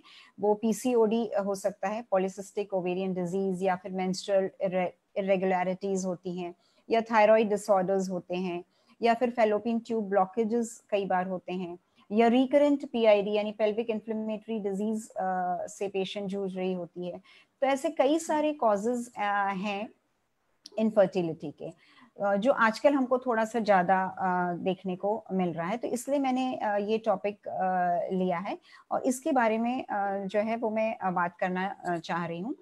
जैसे कि मैं दो चीज़ें होती है, एक तो या तो पेशेंट कंसीव नहीं कर रहा है इसलिए वो आपके पास आ रहा है, या उसको वो थोड़ा सा अवेयर है आयुर्वेदिक मेडिसिन के लिए, तो वो गर्भ संस्कार के लिए आपके पास आ रहा है। कंसीव अभी उसने नहीं किया है लेकिन वो चाह रहा है कि मेरा हेल्दी बेबी हो, तो उसके लिए मुझे क्या करना चाहिए। जैसे कि डॉक्टर तनुजा का लेक्चर हमारे यहाँ हुआ था, तो उन्होंने बताया था कि जो कपल्स जो अवेयर होते हैं तो वो उनके पास आते हैं कंसीव करने के पहले ही कि हम गर्भ संस्कार करवाना चाह रहे हैं। तो उन्होंने बताया था कि 3 महीने तक हम उसको बताते हैं कि आप ऑर्गेनिक डाइट लें, आप योग थेरेपी करें, आप आपके लाइफस्टाइल में चेंज लाएं और आपकी बॉडी को जो है उतना हेल्दी बनाएं ताकि आप एक हेल्दी बेबी जो है प्रोड्यूस कर सकें। तो इसमें जब योग का रोल आता है उस पे मैं बात करना चाहती हूँ। तो ये दोनों चीज जहां पर आप कंसीव करना चाह रहे हैं तो आपकी बॉडी को आपको कैसे तैयार करना है, आपके रिप्रोडक्टिव सिस्टम को आपको कैसे स्ट्रॉन्ग बनाना है, उसके ऊपर जो है हम बात करेंगे। तो नेक्स्ट स्लाइड जो है, अब जब हम थेरेपी के बात आते हैं तो उसको 3 चीज में मैंने डिवाइड किया है कि एक तो हम लोग हार्मोनल बैलेंस पे बात करेंगे। कई बार जो है हार्मोनल इम्बैलेंस होता है, उसी के कारण थायराइड डिसऑर्डर्स, मेंस्ट्रुअल इरेगुलरिटीज की जो बात की थी मैंने, तो हार्मोनल बैलेंस के लिए हम कौन से चीजें कर सकते हैं। और नेक्स्ट जो है डिटॉक्सिफिकेशन, यानी शरीर से जो है टॉक्सिन्स बाहर निकालना, and activation of the reproductive system, इस पे हम बात करेंगे। एंड अगेन जो रिस्टोरेटिव फिजिकल और मेंटल स्ट्रेस पे हमको काम करना है। तो ये 3 चीजों पे हमको काम करना है। तो नेक्स्ट जो है वो मैं आपको बताना चाहूंगी। फर्स्ट, हार्मोनल बैलेंस की जब हम बात करते हैं तो हार्मोनल बैलेंस पे जब आते हैं तो जैसे थायराइड ग्लैंड जो होता है वहाँ वो ग्लैंड जो है वो बेसिकली हमारे मेटाबॉलिज्म को काफ़ी जो है उसको एक्टिवेट करता है। हमारे जो एड्रिनल ग्लैंड्स होते हैं वो हमारे स्ट्रेस रिलीविंग में बहुत इंपॉर्टेंट रोल प्ले करते हैं। जो हमारा मास्टर ग्लैंड है, पिट्यूटरी ग्लैंड होता है, वो सारे ग्लैंड्स को जो है वो रेगुलेट करता है। तो हार्मोनल बैलेंस में हमको बेसिकली हमारे एंडोक्राइन सिस्टम पे काम करना होता है। ज्यादातर जो है वो थायराइड डिसऑर्डर्स आजकल हमको देखने को मिलते हैं, तो मैंने उसके अकॉर्डिंग थोड़े से आसन यहाँ पर बताए हुए हैं। जैसे सर्वांगासन मैंने बताया है, मत्स्यासन बताया है, सेतुबंध आसन बताया है। ये तीनों आसन जो है ज्यादातर जो है हमारे थायराइड ग्लैंड पे एक्ट कर रहे हैं और उसको रेगुलेट करने के लिए हम करते हैं। तो ये भी सारे जो आसन है वो आप जब पेशेंट को प्रॉपरली बताएंगे तभी वो प्रॉपरली कर पाएगा। सर्वांग आसन थोड़ा सा एडवांस आसन है, तो हो सकता है कि हर पेशेंट ना कर पाए, तो आप मत्स्यासन बता सकते हैं, सेतुबंध आसन बता सकते हैं। जो अगर रेगुलर योग करता है तो डेफिनेटली आप उसको सर्वांग आसन एडवाइस कर सकते हैं। और यहाँ एक और बात मैं ये कहना चाहूंगी कि जैसे सर्वांग आसन जब करते हैं तो उसके बाद में मत्स्यासन करना जरूरी होता है ना। मतलब हमारे योग में एक चीज होती है, काउंटर पोज हम जरूर करते हैं बॉडी को बैलेंस करने के लिए, कि हमने यहाँ पर जो है हमारा जो है वो गर्दन बिल्कुल सिकुड़ गई है तो उसको एक्सटेंड करने वाला नेक्स्ट पोज जो है वो हमको करना होता है ताकि बॉडी बैलेंस हो जाए। तो ये एक जनरल बात है, मतलब वो मैं बता रही हूँ। तो अगर सर्वांगासन करना है तो मत्स्यासन करना जरूरी होता है। तो ये जो सारे आसन है वो बेसिकली थायराइड डिसऑर्डर्स और मेंटल स्ट्रेस भी रिड्यूस करते हैं और पिट्यूटरी ग्लैंड को भी एक्टिवेट करते हैं, क्योंकि आपने देखा होगा कि ये जो पोजेस हैं ये बेसिकली ब्रेन को भी ब्लड सर्कुलेशन सप्लाई कर रहे हैं, तो वहां पर जो है आपका जो ग्लैंड है वो भी एक्टिवेट हो रहा है, तो स्ट्रेस भी रिड्यूस हो रहा है और मास्टर ग्लैंड को भी आप एक्टिवेट कर रहे हैं। नेक्स्ट जो मेरी स्लाइड है वो marjari asana, cat and cow pose. Again इसको मैं बता रही हूँ, लंबर स्पॉन्डिलोसिस में हमने देखा था मार्जरी आसन, इसको हम वापस देख रहे हैं फीमेल डिसऑर्डर्स में। एक्चुअली मार्जरी आसन को मैं मास्टर आसन कहती हूँ। मतलब मास्टर आसन मेरा एक जो थोड़ा सा फेवरेट वर्ड है कि मास्टर आसन में ऐसे आसन को बोलती हूँ कि जो मल्टीपल बेनिफिट्स देता है। अभी जैसे हमने बात की कि लंबर स्पॉन्डिलोसिस में हम उसको लेते हैं जहां पर वो स्पाइन पे वर्क करता है, स्पाइन की फ्लेक्सिबिलिटी लाता है, स्पाइन को ओपन अप करता है। तो यहाँ पर जो है फीमेल रिप्रोडक्टिव सिस्टम में उसका क्या रोल है, तो मार्जरी आसन जो है बेसिकली आपके रिप्रोडक्टिव सिस्टम की ब्लड फ्लो को इम्प्रूव कर रहा है और वहाँ पर जो है उसको एक्टिवेट कर रहा है। और ये आसन जो है आपके हर जो विमेन की स्टेजेस होती हैं, वो मिनार्क हो, प्रेगनेंसी हो, पोस्टपार्टम हो, मेनोपॉज हो, एवरी स्टेज ऑफ विमेन की लाइफ में मार्जरी आसन जो है वो बहुत अच्छा रोल प्ले करता है। तो हर स्टेज में जो है आप ये एडवाइस कर सकते हैं इस आसन को, बिकॉज रिप्रोडक्टिव सिस्टम पे ये बहुत अच्छा काम कर रहा है। और जब हार्मोनल बैलेंस की बात आती है तो ये एब्डोमिनल के सारे ऑर्गन्स की भी मसाज कर रहा है। तो वहां पर जैसे पैनक्रियाज भी है तो उसका मसाज भी हो रहा है, तो इंसुलिन रेगुलेशन भी हो रहा है, डायबिटीज के लिए भी ये बहुत अच्छा होता है। किडनीज पे भी ये कर रहा है, तो एड्रिनल ग्लैंड्स की भी इसमें मसाज होती है, तो स्ट्रेस पे भी ये काम कर रहा है, और स्पाइनल पे तो ये काम कर ही रहा है। तो इसलिए ये इसको मैं मास्टर आसन कहती हूँ कि ये हर चीज में जो है वो बेनिफिशियल हो रहा है। और इसमें मैंने वही जो इनहेल एक्सेल वाला थोड़ा सा एक्सप्लेन किया हुआ है, तो उसके अकॉर्डिंग आपको उसको समझाना है। अब मेरी जो ये हार्मोनल बैलेंस पे अपनी बात हो गई, अब नेक्स्ट बात आती है हमारा detoxification of the system. Detoxification basically toxins को हमारे शरीर से बाहर निकालना। आजकल हमारे शरीर में टॉक्सिन्स बहुत ज्यादा जा रहे हैं, हमारे खान पान की वजह से भी जा रहे हैं, क्योंकि आजकल जो फूड मिल रहा है वो काफी एडल्टरेटेड मिल रहा है ये कहना चाहिए, और या जो पोल्यूशन है उसके कारण जो है बहुत सारे टॉक्सिन्स हमारे बॉडी में चले जाते हैं। तो डिटॉक्सिफिकेशन प्रोसेस जो है वो हमको करना चाहिए। तो यहाँ पे तो मैं आसनों की बात करूंगी, बाकी डिटॉक्सिफिकेशन के लिए जो षटकर्म मैंने आपको बताए हैं उनमें से भी आप कुछ चीजें ले सकते हैं। लेकिन जब आसनों की बात आती है तो ट्विस्टेड पोजेस जो होते हैं वो बहुत बेस्ट एक्ट करते हैं डिटॉक्सिफिकेशन में। यहाँ मैं सारे फोटोग्राफ्स तो नहीं लगा पाई हूँ, पर जैसे त्रिकोण आसन का मैंने लगाया है, परिवर्तित त्रिकोण आसन मैंने बताया हुआ है, जहां पर ये एक मतलब आपका ट्विस्टेड पोज है, इसमें एब्डोमिनल ऑर्गन्स की भी मसाज हो रही है और आपका इन्वर्टेड पोज भी है, तो स्ट्रेस रिलीविंग पे भी ये काम करता है। उसके साथ ये जो भारद्वाज आसन, भारद्वाज ट्विस्ट मैंने बताया हुआ, ये थोड़ा डीपर पोज है, ये जिसकी फ्लेक्सिबिलिटी बहुत अच्छी है वो कर पाता है, तो थोड़ा सा एडवांस वाला आसन है। अदरवाइज त्रिकोण आसन जो है आप बता सकते हैं, कटी चक्रासन आप बता सकते हैं, चक्की चालन आप बता सकते हैं, मरीचिया आसन भी जो है थोड़ा सा डीपर ट्विस्ट वाला पोज है। तो इन सब ट्विस्टेड पोजेस को आप एक्सप्लेन कर सकते हैं, जितना पेशेंट जिस हिसाब से कर रहा है उस हिसाब से आप उसको उसकी फ्लेक्सिबिलिटी के अकॉर्डिंग आप आसन बता सकते हैं। और इसके अलावा जो एक शुद्धि प्रक्रिया कपालभाति जो है वो आप उसको बता सकते हैं। कपालभाति जो एक शुद्धि प्रक्रिया है, अगेन मैं यहाँ थोड़ा सा ऑफलाइन होके बोलना चाहूंगी कि कई लोग उसको प्राणायाम के बोलते हैं कि प्राणायाम कर रहे हैं, हम कपालभाति कर रहे हैं। तो कपालभाति इज नॉट प्राणायाम। कपालभाति एक शुद्धि क्रिया है जो आपके शरीर के टॉक्सिन्स को रिमूव कर रही है। तो वो कभी भी जब आप करते हैं तो पहले शुद्धि प्रक्रिया करें। अगर आप प्राणायाम जैसे पेशेंट को करवा रहे हैं या फिर एक नॉर्मल अगर आप योग क्लास भी ले रहे हैं और जब भी आप प्राणायाम का सेशन लेते हैं तो आप पहले कपालभाति करवाएं, उसकी थोड़ा सा शुद्धि प्रोसेस करें और फिर आप जो है आपके प्राणायाम वाले चीजों पर आइए। तो ये एक जनरल बात मैंने बताई। तो इस प्रकार से जो है वो डिटॉक्सिफिकेशन पे आपको काम करना होता है। अब activation of the reproductive system, एक बार जब विजातीय तत्व आपके शरीर से निकल गए हैं, आपकी बॉडी डिटॉक्सिफाई हो गई है, तो हम बात करेंगे कि हमारी रिप्रोडक्टिव सिस्टम को एक्टिवेट करने के लिए और कौन से हमको आसन करना चाहिए।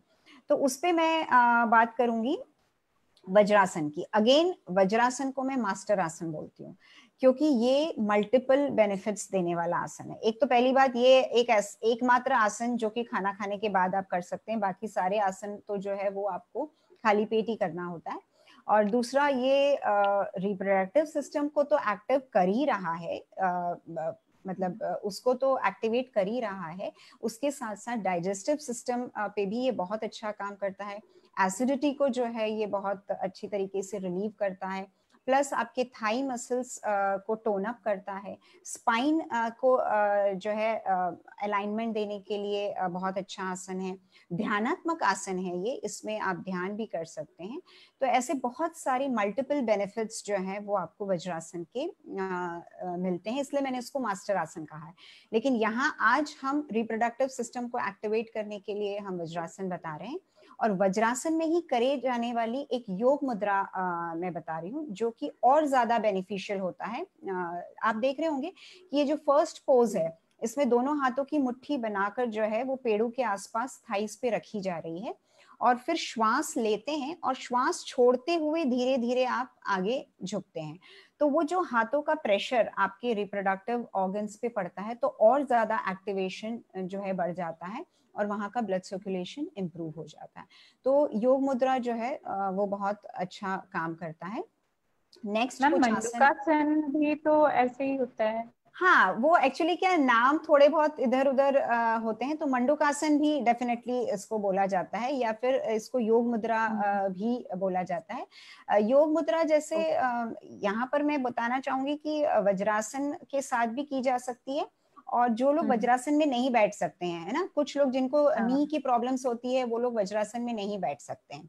यहाँ पे आपने बोला तो मुझे वो चीज ध्यान में आ गई, थैंक्स रोशनी, कि जो लोग को घुटनों की प्रॉब्लम है वो लोग वज्रासन पे नहीं बैठ सकते, तो वो नॉर्मल सुखासन में बैठ के भी योग मुद्रा कर सकते हैं, उसमें भी जो है उनको बेनिफिट मिलेगा। और जो मंडूकासन आप कह रहे हैं, डेफिनेटली नाम वो है जो कि डायबिटीज में भी बहुत हेल्पफुल रहता है ये आसन, तो वो किया जा सकता है। नेक्स्ट मैंने कुछ आसन बताए हुए हैं, पश्चिमोत्तानासन और पाद हस्तासन, भुजंगासन, ये सभी चीजें जो है वो रिप्रोडक्टिव सिस्टम के एक्टिवेशन के लिए बहुत अच्छा काम करती हैं, तो ये आप करवा सकते हैं। उसके बाद नेक्स्ट स्लाइड आ रही है मेरी हिप ओपनर्स। आप यहाँ पे देख रहे होंगे कि 4 जो है मैंने आसन लिए हुए हैं। बद्ध कोणासन जो कि बैठ के किया जा रहा है, सुप्त बद्ध कोणासन, मालासन और गॉडेस पोज। ये 4 जो hip openers are beneficial ma'am. हाँ, हिप ओपनर्स ये वर्ड मैंने इसलिए दिया है यहाँ पर कि मैं ये बताना चाह रही हूँ कि आप जो पोजीशंस, जो आसन की फोटोग्राफ्स देख रहे हैं उसमें आप देख रहे हैं कि ये पेल्विक एरिया पे काम कर रहे हैं, ये सारे आसन है ना, आपके हिप को ओपन करने के काम कर रहे हैं। तो हिप ओपनर क्यों जरूरी है, यहाँ इनफर्टिलिटी में मैंने क्यों लिया है, डेफिनेटली मैं ये बताना चाहूंगी। एक तो सबसे बेनिफिट ये होता है कि एक तो हमारी जो हिप के रेंज ऑफ मूवमेंट्स को ये बढ़ा देता है, उसके साथ साथ हिप ओपनिंग का फायदा ये होता है कि अब जब हम पीएमएस जो है, प्री मेंस्ट्रुअल टेंशन्स जो होते हैं, पीरियड के टाइम में जो पेन होता है वो काफी हद तक रिलीफ हो जाता है अगर आपका हिप ओपन होता है। अगर आपका जो है ये अगर आप आसन करते हैं तो उसमें आपको बहुत फायदा मिलता है। सेकेंड, जब हम अगर नॉर्मल डिलीवरी पे आते हैं, है ना, तो नॉर्मल डिलीवरी में ये चीज बहुत हेल्प करती है कि अगर आपका पेल्विक प्रॉपरली ओपन होता है तो नॉर्मल डिलीवरी इजियर हो जाती है, जो कि आजकल हमको बहुत कम देखने को मिलती है, तो इसके लिए भी ये जो बहुत ज्यादा बेनिफिशियल होता है। तीसरा पॉइंट ये होता है कि जब हम ये आसन करते हैं तो हमारी पेल्विक फ्लोर की जो मसल्स होती हैं वो स्ट्रेंथन होती हैं, हमारी बैक की जो मसल्स होती हैं वो स्ट्रेंथन होती है, तो अगेन ये नॉर्मल डिलीवरी में जो है वो हेल्पफुल होती है।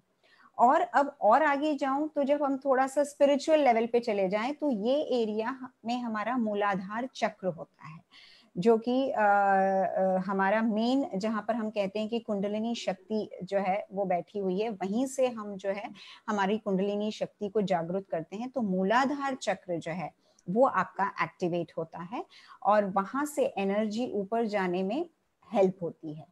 और मूलाधार चक्र जो है वो हमारे नेगेटिव इमोशंस को दूर, मतलब अगर वो एक्टिवेटेड रहता है तो हमारे सारे नेगेटिव इमोशंस भी जो है वो बाहर चले जाते हैं, तो थोड़ा सा उस लेवल पे जाएं। तो इस तरीके से हिप ओपनिंग के जो है वो बहुत सारे बेनिफिट्स हैं, इसलिए मैंने इसको यहाँ पर जो है वो बताया हुआ है। और इसमें जो मैंने आसन बताए हैं, जैसे ये जो बैठ के बद्ध कोणासन बताया है, इसी में आपको बटरफ्लाई भी आप कर सकते हैं, तितली आसन, सुप्त बद्ध कोणासन बताया हुआ है। यहाँ पे अगर आपके नीज के नीचे अगर पूरे नीज टच नहीं हो रहे हैं तो वहां आप कोई पिलो या कोई इस तरीके से रख के और एट ईज उसको कर सकते हैं। और फिर ये फुल स्क्वाट या हाफ स्क्वाट वर्ड मैं यूज करूंगी जो आजकल काफी यूज होता है। तो ये goddess pose, this is half squat pose, and Malasana is full squat pose. ये दोनों भी जो है वो बेनिफिशियल होते हैं। तो हिप ओपनर की मैंने आपको सारे बेनिफिट्स बताए, तो ये जो है सभी फीमेल्स को करना चाहिए। और फिर आ जाती हूँ मैं रिस्टोरेटिव पे, है ना। रिस्टोरेटिव वही फिजिकल और मेंटल स्ट्रेस को रिलीव करने के लिए, क्योंकि ये भी बहुत बड़ा कारण है इनफर्टिलिटी का। तो इसमें जो मैंने बताया है कि सबसे सेंटर में जो मैंने लिया है अनुलोम विलोम, है ना। अनुलोम विलोम में जो है आप पद्मासन में बैठ सकते हैं तो बहुत ही अच्छी बात है, नहीं तो सुखासन में भी कर सकते हैं। हाथों की मुद्रा मैंने बताई हुई है, अंगूठे के बाजू वाली दोनों उंगलियों को नीचे करना है और आपको एक नॉस्ट्रिल बंद करना है और आपको दूसरे नॉस्ट्रिल से धीरे धीरे श्वास भरना है। फिर उस नॉस्ट्रिल को बंद करके ऑपोजिट नॉस्ट्रिल से धीरे धीरे आपको श्वास छोड़ना है। फिर वापस उसी नॉस्ट्रिल से आपको श्वास लेना है और ऑपोजिट नॉस्ट्रिल से श्वास छोड़ना है। ये अनुलोम विलोम की प्रोसेस होती है। और जैसे मैंने बहुत फर्स्ट स्लाइड बताई थी ब्रीद वाली, उसमें मैंने आपको रेशियो बताया था कि 1:2 रेशियो। तो वो आप पेशेंट को एक्सप्लेन करिए कि जितनी मात्रा में आप श्वास ले रहे हैं उससे डबल मात्रा में आपको धीरे धीरे श्वास छोड़ना है। इसकी आप प्रैक्टिस करें। आप काउंटिंग के साथ इसकी प्रैक्टिस कर सकते हैं, जैसे आपको आपके मन में आप काउंटिंग करें, 3 की काउंटिंग में आप लें, 6 की काउंटिंग में आप छोड़ें। जब आप उसमें कंफर्टेबल हो जाएं तो 4 की काउंटिंग में लें, 8 की काउंटिंग में छोड़ें। जब आप उसमें कंफर्टेबल हो जाएं तो 5 की काउंटिंग में लें, 10 की काउंटिंग में छोड़ें। इस तरीके से धीरे धीरे आप जो है बढ़ सकते हैं अकॉर्डिंग टू पेशेंट। जितना आप डीप ब्रीदिंग करेंगे उतना आपके लिए बेनिफिशियल होगा, बिकॉज जितनी धीरे धीरे आप श्वास लेते हैं तो ऑक्सीजन जब अंदर जाता है और जितनी आपकी डीप ब्रीदिंग रहेगी वो आपके एक छोटे से छोटे सेल तक वो ऑक्सीजन पहुंच पाता है। और जितना लंबा एक्सेल होगा उतना आपके सारे टॉक्सिन्स, कार्बन डाइऑक्साइड और सारे टॉक्सिन्स आपके शरीर से पूरी तरीके से बाहर निकलेंगे। आजकल जो है बिल्कुल शैलो ब्रेथ लेते हैं हम लोग और इतना ज्यादा टेंशन में रहते हैं कि फास्ट ब्रीदिंग ही चलती रहती है। तो वो इतनी शैलो ब्रेथ है कि ना तो ऑक्सीजन पूरा अंदर जा पा रहा है, ना पूरा कार्बन डाइऑक्साइड बाहर निकल पा रहा है। तो हमको जो एनर्जी लॉस जो आजकल हम लोग देते हैं, बहुत जल्दी थक जाते हैं मेंटली और फिजिकली, बिकॉज कि हमको पूरा जो है ऑक्सीजन हम उतना ले ही नहीं रहे हैं जितना हमको मिल रहा है और हम ले नहीं रहे हैं, हम उसको यूटिलाइज नहीं कर रहे हैं। तो अनुलोम विलोम को मतलब बहुत डिटेल में आप उसको एक्सप्लेन करना है और उसके रेगुलर करने से आपको मार्वेलस रिजल्ट मिलेंगे। इसके साथ जो है वो भ्रामरी प्राणायाम जो है वो स्ट्रेस रिलीविंग में बहुत ही अच्छा काम करता है। इसको आपको उसको एक्सप्लेन करना है कि आपको पोजीशन कैसे लेना है, आपको कान का फ्लैप हल्का सा बंद करना है। षण्मुखी मुद्रा अगर आप बता सकते हैं तो आप बताएं, नहीं तो आप केवल हल्के से जो है आंखों को बंद करके भी आप करवा सकते हैं। नाक से जो है वो धीरे धीरे श्वास भरना है और जब धीरे धीरे श्वास छोड़ते हैं तो गले से हल्की सी हमिंग साउंड करते हुए आपको छोड़ना है और आंखें बंद करके करना है और उस हमिंग साउंड पे आपको आपके ध्यान को कंसंट्रेट करना है। तो ये मतलब स्ट्रेस को रिलीव करता है, माइग्रेन के लिए ये मार्वेलस काम करता है, हाइपरटेंशन को रिड्यूस करता है, बहुत सारे बेनिफिट्स हैं इसके भी। तो ये जो है आप एडवाइस करें। इसके अलावा शवासन और योग निद्रा पे हमने पहले भी बात करी है, तो वो आपको करवाना ही चाहिए। तो ये रिस्टोरेटिव साथ साथ में चलते जाता है, मतलब मैंने एक्सप्लेन ऐसे तीनों को किया है, पर आपको तीनों चीजें जो है वो साथ साथ में चलाते हुए जो है वो आपको ट्रीटमेंट करना है।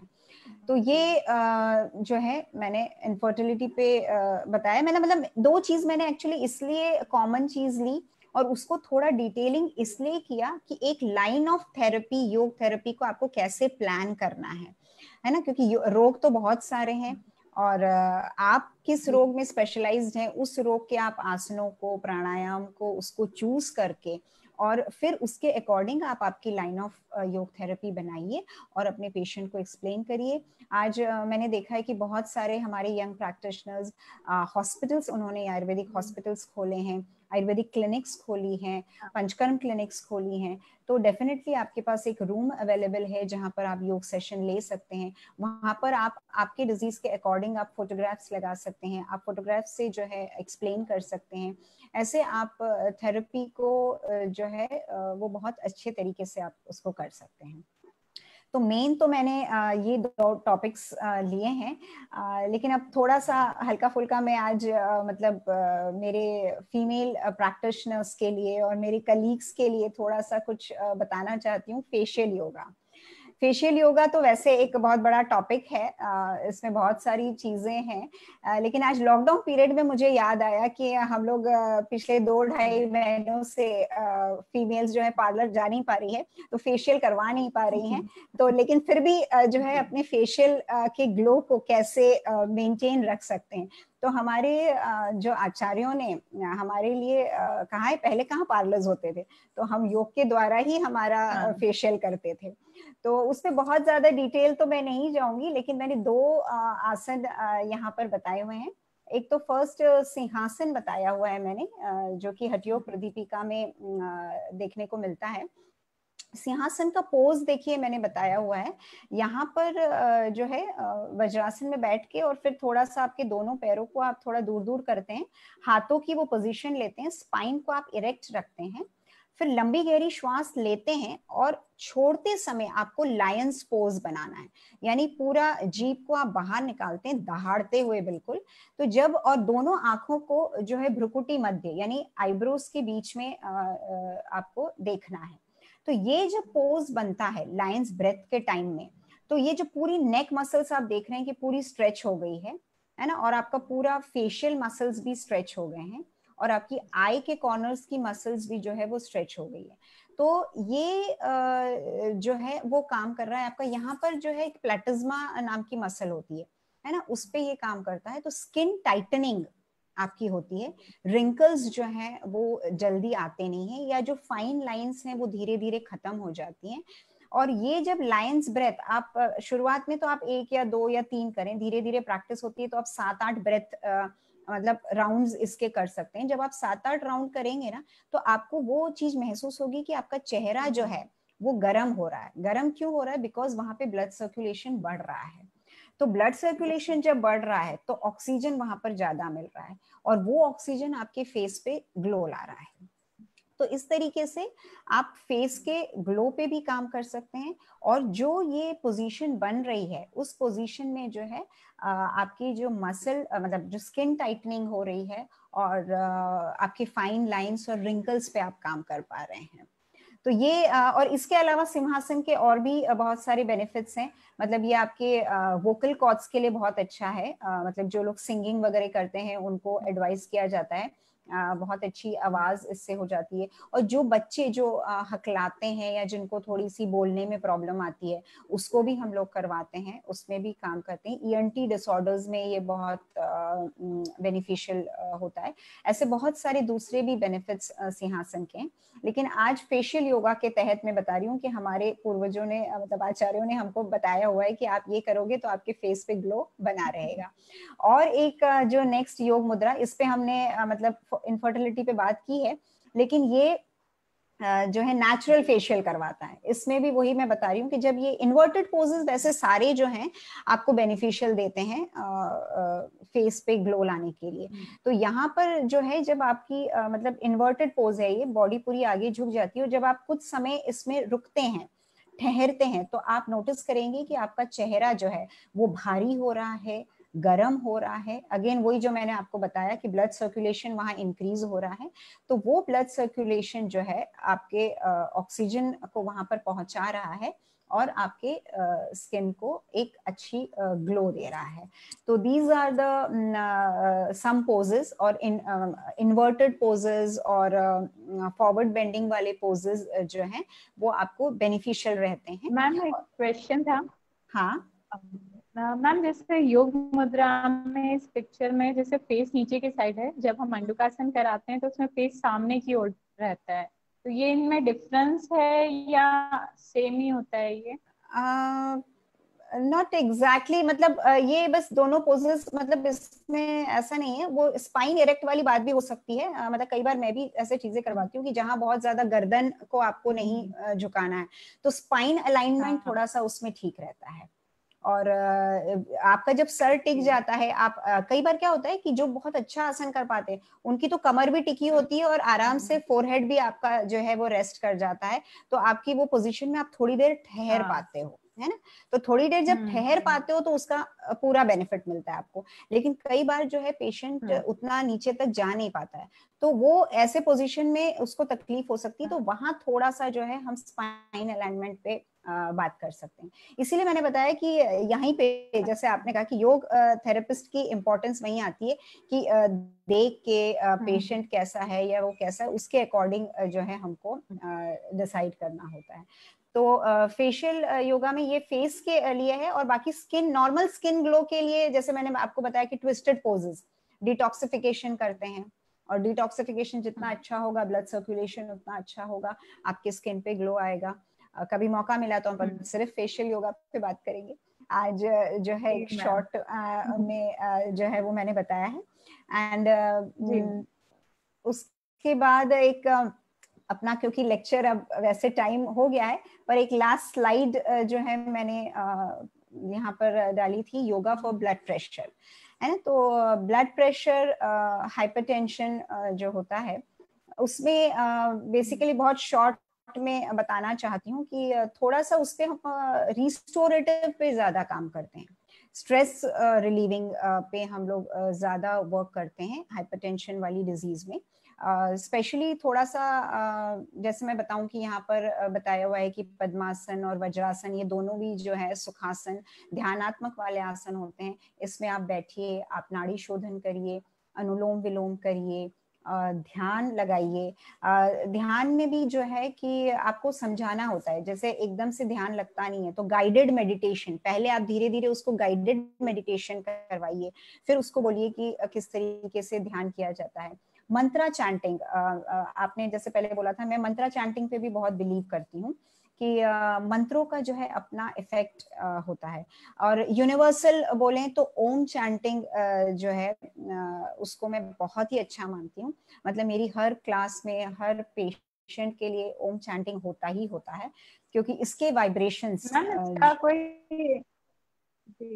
मैम इसका कोई स्पेसिफिक पैटर्न होता है मंत्रों का, जैसे हाँ, जैसे उच्चारण कर रहे हैं उसका, जैसे हम उच्चारण करते हैं तो नॉर्मल जैसे उच्चार करते हैं वैसे ही होता है या स्पेसिफिक कुछ होता है इसमें? नहीं, गुड क्वेश्चन। जहाँ अभी जैसे मैं ओम चैंटिंग की बात कर रही थी, तो मैं ओम का बताऊंगी आपको कि ओम चैंटिंग जब हम करते हैं तो डायरेक्टली हमको ओम नहीं बोलना है। ओम जो है वो अ उ म, तीन चीजों को जोड़ के बना हुआ है। तो ओम भी जब हम बोलते हैं तो एकदम तो डिवाइड नहीं करना है, लेकिन जब जैसे बोलते हैं तो इस तरीके से जो है वो आपका ओम जाना चाहिए, जहाँ पे अ उ म तीनों का प्रोनाउंसिएशन हो रहा है, क्योंकि वो वाइब्रेशंस उसके अलग ही प्रकार के होते हैं। तो ये आपको एक्सप्लेन करना है। दूसरा एक बात ये एक्सप्लेन करनी कि जब भी ओम बोला जाता है तो पहले आप एक लंबी गहरी श्वास लेंगे, उसके बाद ओम बोलना शुरू करेंगे, और आपकी जितनी श्वास है उसके अकॉर्डिंग आप ओम बोलेंगे। आपकी जितनी श्वास, यानी कि हर किसी की देखिए कैपेसिटी होती है एक श्वास लंबी लेने की, तो उसमें आधे में ओ और आधे में म होना चाहिए। कई बार क्या होता है, ओम बोलते हैं लोग और ओ में ही पूरी श्वास खत्म हो जाती है, म बोलने के लिए उनके पास श्वास ही नहीं बचती है ना। ये आपने भी देखा होगा। तो वो थोड़ा सा हाँ एक्सप्लेन करना है कि आपको आपकी श्वास के अकॉर्डिंग डिवाइड करना है कि आधे में ओ होना चाहिए और आधे में म होना चाहिए, तो आपको उसका फुल बेनिफिट मिलता है। तो इस तरीके से इसको उद्गीत प्राणायाम भी बोलते हैं। ओम चैंटिंग को जब ये श्वास के साथ हम प्रॉपरली करते हैं ना, तो इसको उद्गीत प्राणायाम बोलते हैं। तो ये जो है ओम चैंटिंग करवाइए, गायत्री मंत्र चैंटिंग करवाइए। यहाँ पर मैं एक थोड़ा सा ये बताना चाहती हूँ कि मेरा एक यूट्यूब पे चैनल भी है, मंजूज योग सर्कल करके, उस पे मैंने कुछ वीडियोस अपलोड किए हैं। उसमें मैंने गायत्री मंत्र चैंटिंग विद ब्रीदिंग टेक्निक ऐसा एक किया है, आप जाके जरूर देखिएगा कि गायत्री मंत्र के साथ कैसे ब्रीदिंग को करना है, वो मैंने उसमें बताया हुआ है। और या जो भी जिस मंत्र में बिलीव करता है उस मंत्र की चैंटिंग करना चाहिए, बहुत ज्यादा स्ट्रेस रिलीविंग होता है। तो मैं मंत्र चैंटिंग पे थोड़ा सा स्ट्रेस करती हूँ कि मंत्र चैंटिंग होना चाहिए, ओम चैंटिंग होना चाहिए। ध्यानात्मक में पहले आप गाइडेड मेडिटेशंस करवाएं, उसके बाद आप उसको ध्यान पे ले जाएं। शवासन, योग निद्रा, ये सारी चीजें जो है वो ब्लड प्रेशर के लिए बहुत अच्छा एक्ट करती है। फिर यहाँ पे भी मैंने जैसे चाइल्ड पोज बताया, इसके ऊपर हमने बात की है, या जानु शिरासन फॉरवर्ड बेंडिंग वाले पोजेस हैं, या ये जो पवन मुक्तासन बताया हुआ है, ये ओवरऑल डाइजेस्टिव सिस्टम और प्रॉपर सर्कुलेशन के लिए होता है। तो मतलब इस पे भी बहुत डिटेल में बात हो सकती है, पर आज हम इस पे डिटेल में बात नहीं करेंगे। तो मतलब काफी कुछ चीजें जो है वो मैंने कवर कर लिया। आई होप सो कि मैं हमारी जो यंग प्रैक्टिशनर्स है उनको योग थेरेपी का जो एक कॉन्सेप्ट है वो मैं बता पाई हूँ, और वो इसको फॉलो करें ऐसी मेरी इच्छा है। और शायद आज का सेशन सुन के उनको लगे कि नहीं, डेफिनेटली उनको अपने प्रैक्टिस में इसको लाना चाहिए और इस पे ध्यान देना चाहिए। जो भी आप डिजीज कर रहे हैं उसको आप पढ़ेंगे, उसके लिए क्या क्या है तो आप डेफिनेटली बता सकते हैं। तो I think I should end my session here and back to Roshni. जी, थैंक यू मैम। और मुझे भी पूर्ण विश्वास है कि आज का जो सेशन है वो स्टूडेंट्स और प्रैक्टिशनर्स दोनों ने जो लाइफस्टाइल में भी अपने योग को अपना लेंगे अब वो, और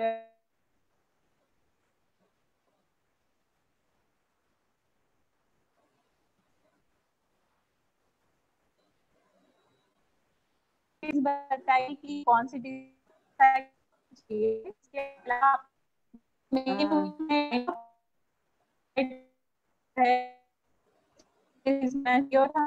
कर सकते हैं कि कौन सी डिजीज में हमको कौन सा योगासन प्रिस्क्राइब करना है या नहीं करना है, वो चीज आपने बहुत अच्छे से समझा दी है। तो मुझे विश्वास है और मैं जानती हूँ कि अभी जितने प्रैक्टिशनर्स हैं वो सभी अभी एक योग थेरेपिस्ट के रूप में काम करेंगे। और जैसा कि आपने स्टार्टिंग में भी बताया था कि जब आप डिग्री लेते हैं उसके साथ में भी आपको इस चीज को मेंशन करना चाहिए, क्योंकि आप लोग एलिजिबल हैं उस चीज के लिए कि योग को अच्छे से करवा सकते हैं। और उसके बेनिफिट जो होते हैं, आप जब एक होलिस्टिक थेरेपी की हम बात कर रहे हैं आयुर्वेद, तो योग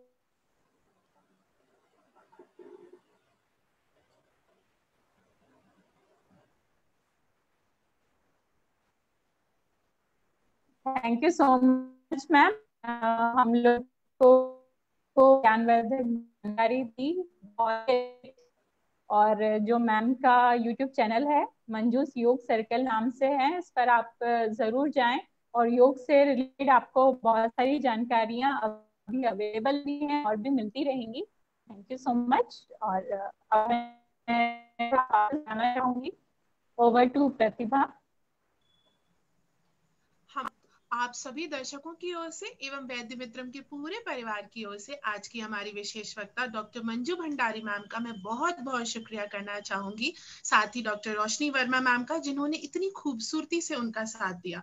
ma'am thank you so much कि आपने थेरेप्यूटिक इफेक्ट ऑफ योगा जैसे सब्जेक्ट को चुना, क्योंकि कहते हैं जो चीज जितनी पॉपुलर होती है उससे रिलेटेड मिसकंसेप्शंस और भ्रांतियां भी उतनी ज्यादा ही होती हैं और उतनी जल्दी ही फैलती हैं।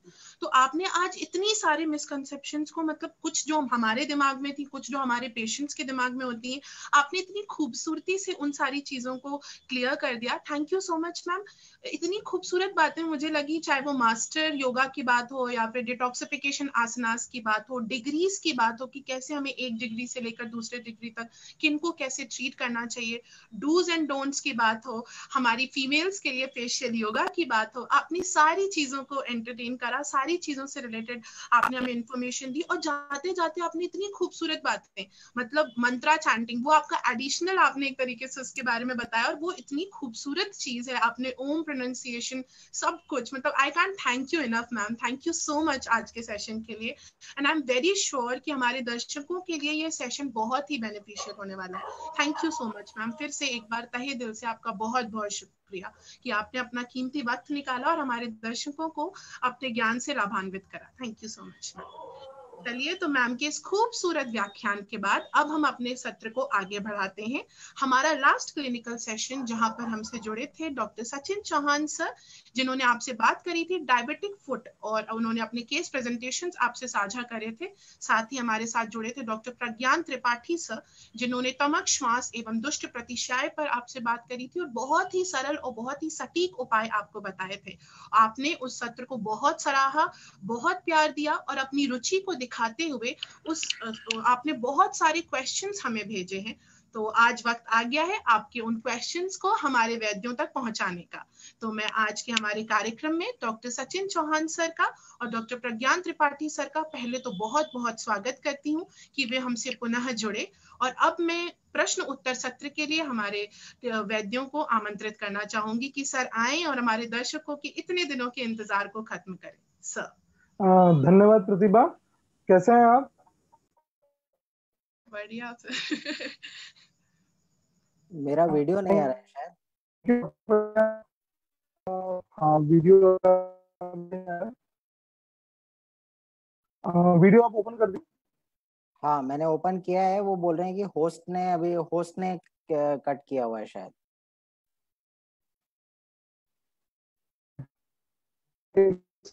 या सचिन भाई नमस्ते, प्रतिभा जी बहुत बहुत धन्यवाद। और जी सचिन सर, कैसे हैं प्रज्ञान सर? बिल्कुल प्रज्ञान सर, उस दिन के कार्यक्रम से कुछ क्वेश्चन अराइज हुए हैं। जी। काफी लोगों ने सराहा, आपके फॉर्मुलेशन लोगों को बहुत पसंद आया। अरे sir, thank you so much. मुझे लगता है आवाज में थोड़ा डिस्टरबेंस आ रहा है शायद। आपको आवाज आ रही है मेरी ठीक से सचिन सर? हेलो, हाँ हाँ जी सचिन। मैं ऑडिबल हूँ प्रज्ञान सर? हाँ, yes you are audible. Doctor Pragyan आपकी वॉइस तो आ रही है, लेकिन डॉक्टर सचिन की ब्रेक हो रही है। ओके जी मैम, आपकी ब्रेक हो रही है डॉक्टर सचिन। प्रज्ञान थोड़ा सा क्वेश्चंस को स्टार्ट करें। जी बिल्कुल, हम शुरू करते हैं। सचिन सर आप मुझे सुन पा रहे हैं अच्छे से?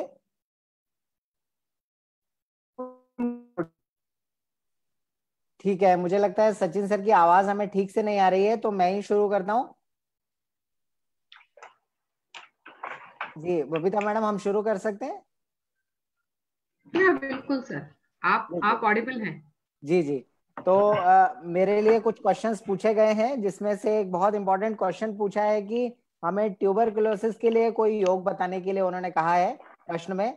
तो इस योग के बारे में मुझे लगता है हम दोनों तरह से इसको समझ सकते हैं कि अगर ये योगासन की बात कर रहे हैं तो मुझे लगता है ट्यूबरकुलोसिस में, जिसे हम आयुर्वेद में राजयक्ष्मा कहते हैं, इसमें हम थोड़ा सा कपालभाति, अनुलोम विलोम, भस्त्रिका, भ्रामरी और ओमकार नाद, ऐसे सब छोटे छोटे जो प्राणायाम है, इनको हमें थोड़े थोड़े समय के लिए और कम से कम 3-4 घंटे के इंटरवल्स पे हमें करना चाहिए। और अगर हम बात करते हैं आयुर्वेद के योग की, तो मैं आपको बताना चाहता हूं कि अगर हम ट्यूबरकुलोसिस का ट्रीटमेंट प्योर आयुर्वेद से अगर हम प्लान करते हैं तो ये थोड़ा सा हमारे लिए मुश्किल होता है, क्योंकि इसके लिए आपको बहुत अच्छे अनुभवी और बहुत सारे ट्यूबरकुलोसिस ठीक किए हुए किसी डॉक्टर के पास जाके जरूर सीखना चाहिए, क्योंकि अलग अलग स्टेज में अलग अलग प्रकृति के लोगों की बहुत खराब और मध्यम और अच्छी स्थिति भी हो सकती है, जिसमें अलग अलग तरह से चिकित्सा का विधान हमें करना चाहिए। लेकिन मैं आपको एक बात बताता हूँ कि मैं एक बहुत पुराने वैद्य जी से मिला था और उन्होंने मुझे कहा कि भूई आंवला, जो भूमि आंवला की हम जिसे कहते हैं, इसके पंचांग का क्वाथ अगर हम बना के देते हैं तो ये ट्यूबरक्लोसिस में बहुत अच्छे से पेशेंट्स की रिकवरी में हेल्प करता है। तो जनरली हम क्या करते हैं कि जो पेशेंट ट्यूबरक्लोसिस का आता है, जिसको ऑलरेडी एलोपैथी ट्रीटमेंट चल रहा होता है, क्योंकि वो ट्रीटमेंट के साथ में थोड़ा सा हेपेटोटॉक्सिक होता है, वो ट्रीटमेंट कमजोर करता है, तो हम भूमि आमलकी का काढ़ा उनको साथ में पीने के लिए देते ही हैं, जिससे लिवर भी बहुत अच्छे से रिकवर्ड रहता है और बहुत अच्छे से पेशेंट का मेटाबॉलिज्म और डाइजेशन भी अच्छा रहता है। और इसके अलावा ट्यूबरक्लोसिस का एक बहुत छोटा सा योग आपको बता रहा हूँ, फिर भी अगर आपको लगता है कि नहीं मुझे ठीक करना ही चाहिए, तो ये बहुत प्यारा योग है और बहुत पुराने एक वैद्य के ग्रंथ से मुझे मिला है, और इसको हम प्रयोग जरूर हमें करना चाहिए, जिसमें हम सितोपलादी चूर्ण लेते हैं 2 ग्राम, हम प्रवाल भस्म लेते हैं 2 रत्ती, हम गिलोय सत्व लेते हैं 1 ग्राम, और हम स्वर्ण वसंत मालती लेते हैं 1 रत्ती, और ये एक मात्रा हुई। इस तरह की हमें मात्रा मधु में मिलाकर दिन में 3 बार लेना है, सुबह दोपहर शाम, क्योंकि एलोपैथी में जब उतने स्ट्रॉन्ग केमिकल्स दे रहे हैं तो हमें भी बहुत मजबूत दवा देनी पड़ेगी, क्योंकि बहुत क्षय का तो नाम ही क्षय है कि शरीर का क्षय हो रहा है, सारी धातुओं का क्षय हो रहा है। तो ये चूर्ण दिन में 3 बार देना चाहिए। और इसके अलावा एलादी वटी, जो हमारी इलायची के ऊपर बनी हुई टैबलेट आती है, ये कम से कम 10 से 15 गोली आपको दिन भर पेशेंट को चूसने के लिए देना है। और कई बार राजयक्ष्मा के पेशेंट को भोजन के बाद खांसी होती है, तो ऐसे कंडीशन में आप वासावले दे सकते हैं उनको 20 ml सुबह, 20 ml दोपहर, 20 ml शाम।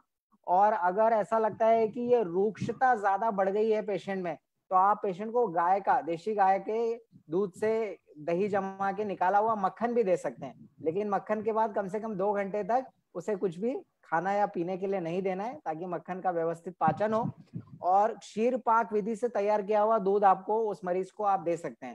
सीधा दूध गर्म करके नहीं पिलाना है, अकेले दूध का क्षीर पाक करना है, इक्वल दूध इक्वल पानी लेके बॉईल करना है, पानी पूरा जलाना है और क्षीर पाक विधि से तैयार किया हुआ दूध देना है। ये बड़ा अद्भुत एक प्रयोग है और इसको बहुत सारे मरीजों पे हमें करके देखना चाहिए और इससे जरूर लाभ होगा, ऐसा मेरा मानना है और मुझे पूरा विश्वास है। क्यों सचिन भाई, आप क्या बोलते हैं? बिल्कुल बिल्कुल प्रज्ञान सर, स्वर्ण वसंत मालती जैसा कि कहा गया है, स्वर्ण जिस प्रकार काम करता है, मैंने भी वसंत कुसुमा के बारे में कहा था कि स्वर्ण वसंत, जहाँ पे स्वर्ण का प्रयोग आ गया वहां पे डीजनरेशन की चेन को ब्लॉक कर देता है स्वर्ण, और रीजनरेशन की प्रोसेस चालू हो जाती है।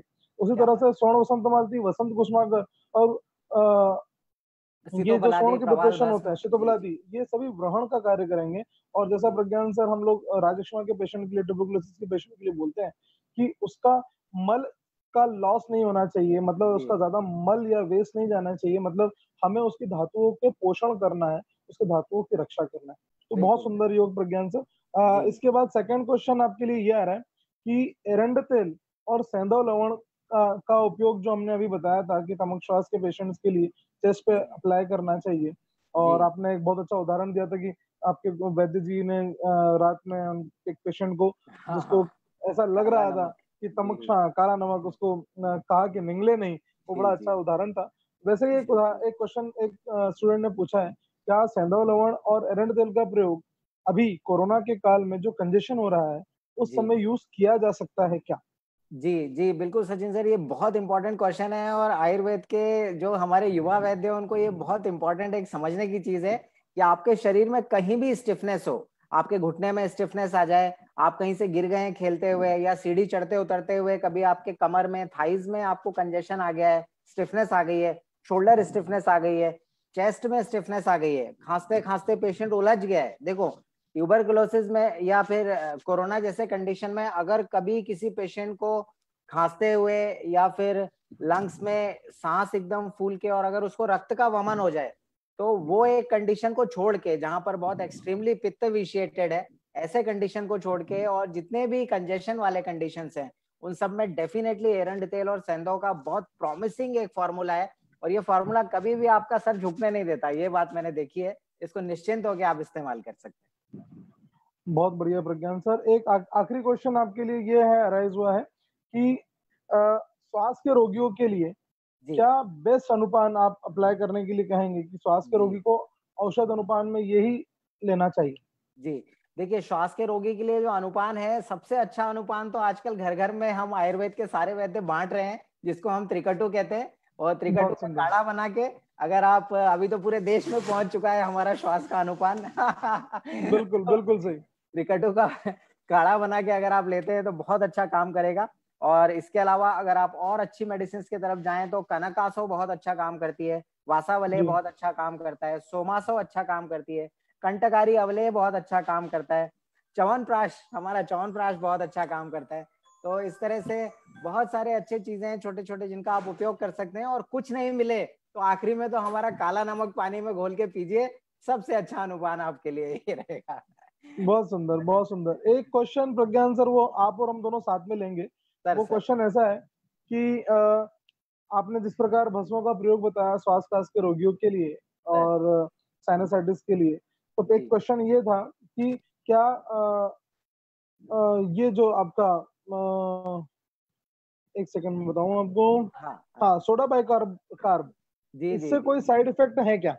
जी जी, मैं आपको बताना चाहता हूं कि अगर सोडा बाइकार्ब के बारे में अगर आप इंटरनेशनल जर्नल्स में पब्लिश्ड पेपर्स को अगर आप सर्च करेंगे तो कुछ दिन पहले मुझे एक पेपर मिला जिसमें उन्होंने लिखा कि जो छोटे बच्चों को और बड़े बच्चों को भी जो अस्थमा है, एक्यूट तमक श्वास के जिनको अटैक्स आ रहे हैं, उसमें अकेले सिंगल सोडा बाइकार्ब उन्होंने दिया है बच्चों को। और इतने बढ़िया रिजल्ट आए अस्थमा में कि उनको कोई इनहेलर देने की जरूरत नहीं और कोई उनको अलग से ब्रीदिंग और कोई इनहेलर्स की जरूरत नहीं, कोई ब्रोंकोडायलेटर्स की जरूरत नहीं, डीकंजेस्टर्स की कोई जरूरत नहीं। अकेले सोडा बाइकार्ब के ऊपर इंटरनेशनल पेपर प्रेजेंट हुए हैं। और दूसरी बात, सोडा बाइकार्ब बेसिकली एक एल्कलाइन चीज है और ये बात एकदम क्लियर हम सबको दिमाग में होना चाहिए कि जैसे ही बॉडी में एसिडिक मीडियम बढ़ता है वैसे वैसे लोग बीमार होना शुरू होते हैं, और जैसे जैसे एल्कलाइन मीडियम बढ़ता है वैसे वैसे हम स्वस्थ होना शुरू होते हैं। आपको बताऊं, दुनिया में जितना कैंसर के ऊपर काम हो रहा है वो सारा एल्कलाइन चीजों को लेकर हो रहा है कि हमें बॉडी को एल्कलाइन करना है। तो जैसे हमने सोडा बाइकार्ब जो है ये मल्ल के साथ, संख्या के साथ लिया था, और संख्या एक ऐसी चीज है जो बहुत एक्यूट एसिडिटी कई बार आपके बॉडी में पैदा कर सकती है। अगर मात्रा थोड़ी भी ज्यादा हुई तो उसको कॉम्बैट भी सोडा बाइकार्ब करता है, और अकेला सोडा बाइकार्ब भी अस्थमा के लिए बहुत अच्छी दवा है सर। बहुत सुंदर प्रज्ञान सर। एक जो लास्ट क्वेश्चन मैं बोल रहा था वो उस प्रकार से है कि एक स्टूडेंट ने पूछा है कि क्या भस्म का प्रयोग, किसी को भस्म सूट नहीं करती और गोमूत्र सूट नहीं करता, तो वो इसके उपाय में क्या ले सकता है? देखिए अगर आपको भस्म और गोमूत्र सूट नहीं करता है तो ये इसमें कोई परेशान होने की बात नहीं है। हमारा आयुर्वेद तो इतना बड़ा समुद्र है कि आपको क्या पसंद है आप बताइए, हम उस तरह से आपका इलाज करने में सक्षम है। बिल्कुल सही, बिल्कुल सही, बिल्कुल सही, बिल्कुल सही। तो मैंने आपको कुछ चीजें और बताई थी बहुत अच्छी उस दिन, जैसे कनकादी वटी के बारे में मैंने आपका जिक्र किया था। कनकादी वटी में हमने धतूरे के बीज लिए थे, काली मिर्च और लौंग ली थी। ये तीनों चीजों में कोई भी भस्म गोमूत्र नहीं है, इसको आप सीधे ले सकते हैं। और इसके अलावा फिटकरी और धतूरे के रस वाला हमारा बड़ा सुंदर प्रयोग था, उसको आप बहुत अच्छे से पूरी ताकत के साथ कर सकते हैं। और ये सब छोड़ दीजिए, इतना झंझट नहीं करना है तो त्रिकटु और दालचीनी चारों बराबर मिला के लीजिए, इससे तो बिल्कुल निष्पक्ष रूप से आपको आराम होगा। और मुझे नहीं लगता कि ये तो हमारे खाने के मसाले हैं, इससे तो मुझे नहीं लगता कि कोई एलर्जिक होगा। और ये बिल्कुल बिल्कुल सही, बिल्कुल सही। मैं इसके बारे में कुछ कहना चाहूंगा प्रज्ञान सर। बेसिकली रसशास्त्र का व्यक्ति हूँ, भस्म से हमें तो अतिशय प्रेम है और हमारा भस्म के बिना काम नहीं चलता। और भस्म के बारे में कहा है अल्प मात्रा, मात्रा बहुत कम है अरुचि प्रसंगे, जिसमें कि अरुचि होने का प्रश्न नहीं उठता। और वो शीघ्र आशुकारी, मतलब वो शीघ्रता से हमारे शरीर में डिजोल्व होकर के, जो भस्म स्टैंडर्ड बनी है तो शीघ्रता से डिजोल्व होकर के अच्छे रिजल्ट्स देने का प्रयास करती है। तो मैं जहां भी ऐसी कंडीशन बनती है कि जहां पर हम औषध की मात्रा, हम चूर्ण खिला रहे हैं तो हमें 3 से 5 ग्राम तक का डोज देना पड़ता है, वहाँ हम कोशिश करते हैं कि अगर हम भस्म का प्रयोग करें, जहाँ हम चितौलादी चूर्ण का प्रयोग कर रहे हैं, वहाँ यदि हम शंख भस्म का प्रयोग कर लेंगे तो मैं समझता हूँ और 5 ग्राम शीतोपलादी और 250 मिलीग्राम शंख भस्म, तो वो रिजल्ट जरा अच्छा हो जाता है। तो इस प्रकार अरुचि प्रसंगित मेरे लिए बड़ा स्नेही शब्द है, क्योंकि हम अल्प मात्रा में भस्म का प्रयोग बहुत इफेक्टिव ज्यादा देखने को मिलता है। तो हम पेशेंट्स को एडवाइस करते हैं कि कम लगेगा लेकिन ज्यादा चलेगा। आपके क्वेश्चंस यही जी, ये बहुत इंपॉर्टेंट बात है सचिन भाई कि आज अगर हम एलोपैथी या दुनिया में किसी भी पैथी से कंपटीशन की बात करते हैं तो बिना रस शास्त्र के आयुर्वेद उतनी कम मात्रा में और उतनी ज्यादा एफिकेसी के साथ बिना रस शास्त्र के हम नहीं लड़ सकते पूरे दुनिया के 35 से। ये बिल्कुल सही बात है। बिल्कुल। और मैं सचिन सर आपके लिए एक बहुत इंपॉर्टेंट क्वेश्चन सबने पूछा है और ये हमारी थाली से जुड़ा हुआ प्रश्न है कि आपने कहा कि डायबिटिक पेशेंट को गेहूं बंद कर देना चाहिए, और मुझे लगता है कि हम पैदा होते हैं तो हमें बिस्तर भी गेहूं का ही स्पेशली नॉर्थ इंडियंस जो हम लोग हैं, बिना गेहूं के हमारा कुछ काम चलता नहीं। चाहे ब्रेड खाएं, फास्ट फूड खाएं, सब में हमें गेहूं चाहिए। तो गेहूं बंद करें तो फिर कैसे हम अपने आहार को जो है वो पौष्टिक भी बनाए रखें और स्वादिष्ट भी बनाए रखें, कैसे चलाएं इसको? सचिन सर। जी प्रज्ञान सर, बेसिकली यदि हम गेहूं बंद करते हैं तो कोई दिक्कत वाली बात नहीं होगी, क्योंकि गेहूं के ऑप्शंस हमारे पास बहुत सारे हैं। हम गेहूं के ऑप्शंस में जा सकते हैं। हमारे पास जौ है, हमारे पास ज्वार है, हमारे पास बाजरा है, हमारे पास जितने भी मिक्स ग्रेन है, हम बेसन का भी वहां पे प्रयोग कर सकते हैं, चने का प्रयोग कर सकते हैं। जहां पे मेरा कहने का सेंस था कि हमें गेहूं बंद करना है, इसका मेन मकसद ये है कि हमें रिच कार्बोहाइड्रेट बंद करना है। क्योंकि गेहूं में सबसे ज्यादा मात्रा में कार्बोहाइड्रेट प्रेजेंट है और वो आपकी शुगर बढ़ाएगा। जितना अच्छा पेशेंट डाइजेस्ट नहीं कर पाएगा और शुगर लेवल बढ़ेगा, तो हमें जहाँ शुगर लेवल कंट्रोल करनी है तो मैं वहाँ व्हीट का अवॉइड करना है। कंपेरेटिव हम व्हीट लेने की जगह हम मल्टीग्रेन्स ले लें तो हमारे पेशेंट्स को भी जल्दी शुगर लेवल कंट्रोल करने का मौका मिलेगा, और उसका शुगर लेवल कंट्रोल होगा तो उसके वुंड्स, डायबिटिक वुंड जिसके लिए हमने डिस्कस किया था, वो बहुत जल्दी रिकवर होंगे कैंसर। ओके, चलिए, तो बहुत इंपॉर्टेंट बात है। बहुत सारे हैं, ऑप्शंस बहुत सारे हैं। जौ है, ओट्स मिल है, आजकल तो ओट मिल बहुत ज्यादा पॉपुलर हो चुका है। तो हम उसका प्रयोग कर सकते हैं। बिल्कुल, एक रॉयल नाश्ता कहा जाता है ओट्स। अगर आप ओट्स लेते हैं तो आपकी क्लास है एक बेहतर क्लास में। और मतलब आजकल तो मुझे खुद को पेशेंट्स ऐसे मिलते हैं, जब मैं पेशेंट्स को एडवाइस करता हूँ कि आप थोड़ा मल्टीग्रेन लीजिए, तो वो खुद बोलते हैं कि सर हम हमारे गेहूं में थोड़ा सा चना डाल देते हैं, थोड़ा सा ज्वार डाल देते हैं, थोड़ा सा सोयाबीन डाल देते हैं। हाँ, ये जरूर बोलूंगा, आप सोयाबीन ले सकते हैं। ढेर अमीनो एसिड्स और ढेर एल्कलॉइड आपके रोटी में आ जाएंगे, जितना आपके गेहूं से नहीं आएंगे। सोयाबीन बहुत रिच प्रोटीन होता है, वहां पे कार्बोहाइड्रेट कम है, वहां पे फैट कम है, वहां पे प्रोटीन ज्यादा है, तो कैंसर तो वो यूज कर सकते हैं।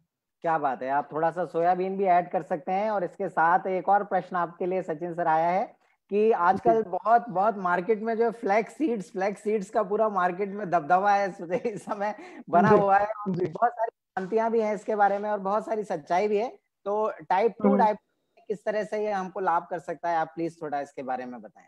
प्रज्ञान सर, जैसे कि हमने स्टार्टिंग में ही उस दिन प्रेजेंटेशन में टाइप 2 के बारे में बातचीत करी थी कि टाइप 2 डायबिटीज मेटाबॉलिज्म डिसऑर्डर है।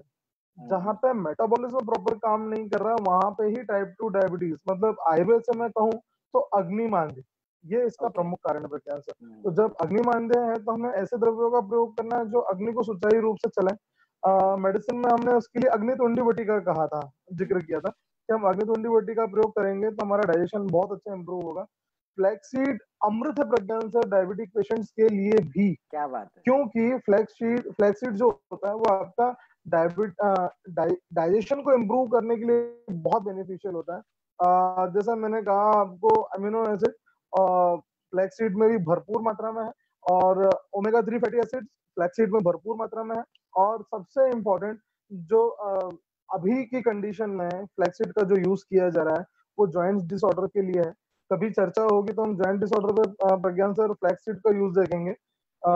मेरे पास ऐसे केसेस हैं जिनको अब हमने पूरी मेडिसिन बंद कर दी, सिर्फ फ्लैक्सीड पे रखे और उनके जॉइंट्स में बहुत अच्छा ऑयल डिपॉजिट हो रहा है, जो मेडिसिन से हो जाना चाहिए था। तो अभी फ्लैक्सीड का सबसे इम्पोर्टेंट काम मेटाबॉलिज्म को रिकवर करना है, इसलिए बिल्कुल डायबिटिक पेशेंट्स बहुत अच्छी मात्रा में ले सकते हैं। एटलीस्ट 10 से 15 ग्राम फ्लैक्सीड टुकड़ों में, जैसे क्षेत्रफलादी चूर्ण के लिए कहा है मुहूर लेना चाहिए श्वास में, उसी प्रकार फ्लैक्सीड भी 2-2 ग्राम 1-1 ग्राम करते हुए दिन भर में 15 ग्राम तक आप लेके जा सकते हैं। तो डाइजेशन को इम्प्रूव करेगा, ये कॉन्स्टिपेशन दूर करेगा, क्योंकि रिच फाइबर है इसमें प्रज्ञान सर, इसमें कार्बोहाइड्रेट नहीं है, fibre, protein, omega 3 fatty acids ये हैं इसमें। तो ये डाइजेशन के लिए अच्छा है और डायबिटीज के लिए भी अच्छा है। क्या बात है, बहुत अच्छा, आपने बड़े अच्छे से एलैबोरेट किया।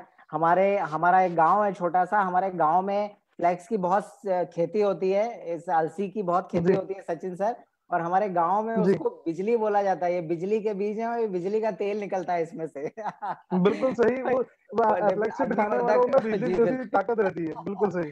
बिल्कुल। और एक और बहुत महत्वपूर्ण प्रश्न है आपके लिए, जिसका हम सब लोग इसके उत्तर का इंतजार कर रहे हैं 3 दिन से, कि प्रमेह की चिकित्सा में हमें दोषों का किस तरह से हमें ध्यान रखना चाहिए, क्या भागीदारी है उसकी चिकित्सा में दोषों की? जी बिल्कुल प्रज्ञान सर, बहुत सही क्वेश्चन। और हम चिकित्सा करते समय जैसा हमारे गुरुजनों ने भी हमको गाइड किया है कि हमें दोषों की अवस्था और दोषों के आधार पे ही चिकित्सा करना चाहिए। सबसे पहले देखें तो प्रमेह में तीनों दोष प्रकोपित हैं। प्रधानतः कफ दोष ज्यादा इसमें प्रकोपित होता है, लेकिन तीनों दोष प्रकोप होते हैं। सबसे पहले हम देखते हैं कि अग्निमांद्य है। यहाँ पे अग्निमांद्य है तो अग्निमांद्य पित्त की कमी के कारण हो रहा है। यहाँ पे पित्त दोष प्रकोपित है और कफ भी बढ़ा हुआ है, यहाँ पे कफ दोष भी प्रकोपित है, तो ये अग्निमांद्य का प्रमुख कारण हुआ। अब अग्निमांद्य की चिकित्सा करना है तो हमें अग्नि को बढ़ाना है। जैसे मैंने अभी आपको अग्नितुंडी वटी के बारे में कहा कि अग्नितुंडी वटी यहाँ पे अग्नि को बढ़ाने के लिए बहुत अच्छा काम करती है। चित्रकादि वटी दे सकते हैं हम, ये भी अग्नि को बढ़ाने के लिए बहुत इफेक्टिव रहती है। तो दोषों के आधार पर ये चिकित्सा। वात के बारे में अगर मैं चर्चा करूं तो जिस प्रकार हम देखते हैं कि इंसुलिन का सिक्रीशन प्रॉपर नहीं हो पाता, इंसुलिन प्रॉपर अपने स्थान पे नहीं पहुंच पाता, तो ये सारे की सारी जो दुष्टि होती है ये प्रज्ञान सर वात के कारण है। यहाँ पे ऑब्स्ट्रक्शन है कहीं, तो वात अगर प्रॉपर तक नहीं पहुंच रहा है, इंसुलिन प्रॉपर नहीं पहुंच रहा है, तो हम उसे वात के कारण मानेंगे। ऑब्स्ट्रक्शन कहीं डेवलप हो रहे हैं कि इंसुलिन सिक्रीट ही नहीं हो रहा है, तो वो हम कफ के कारण अवरुद्ध मानेंगे। तो इस प्रकार जब हम कफ की चिकित्सा करने के लिए जाएंगे, तो मैंने लास्ट सेशन में भी कहा था कि हमें नाग भस्म और वंग भस्म का प्रयोग करना चाहिए। ये प्रमुखतः कफ और वात का शमन करता है। और जब हम प्रमुखतः वात की अगर चिकित्सा करने के लिए जाते हैं, वात दोष की, तो जैसे आपका फ्लैक्सीड अभी आपने जो कहा, उसका हमें प्रयोग करना चाहिए। वो बहुत ही इफेक्टिव होता है इस जगह पे। साथ में जब हम ऐसी चीजों का प्रयोग करते हैं जो त्रिदोष का शमन करती है, जैसे उसमें आता है यशद भस्म, जो कफ पित्त और वात तीनों दोषों का शमन करने में उपयोगी होती है। साथ में हम चंद्रमा वटी का प्रयोग करते हैं, यह भी तीनों दोषों का शमन करने में सबसे ज्यादा बेनिफिट का काम करती है। और इसके बाद में हमें सबसे ज्यादा इंपॉर्टेंट ध्यान देना चाहिए, जो हमने लास्ट में लिया था डायबिटीज के पेशेंट्स के लिए, वसंत कुसुमाकर रस।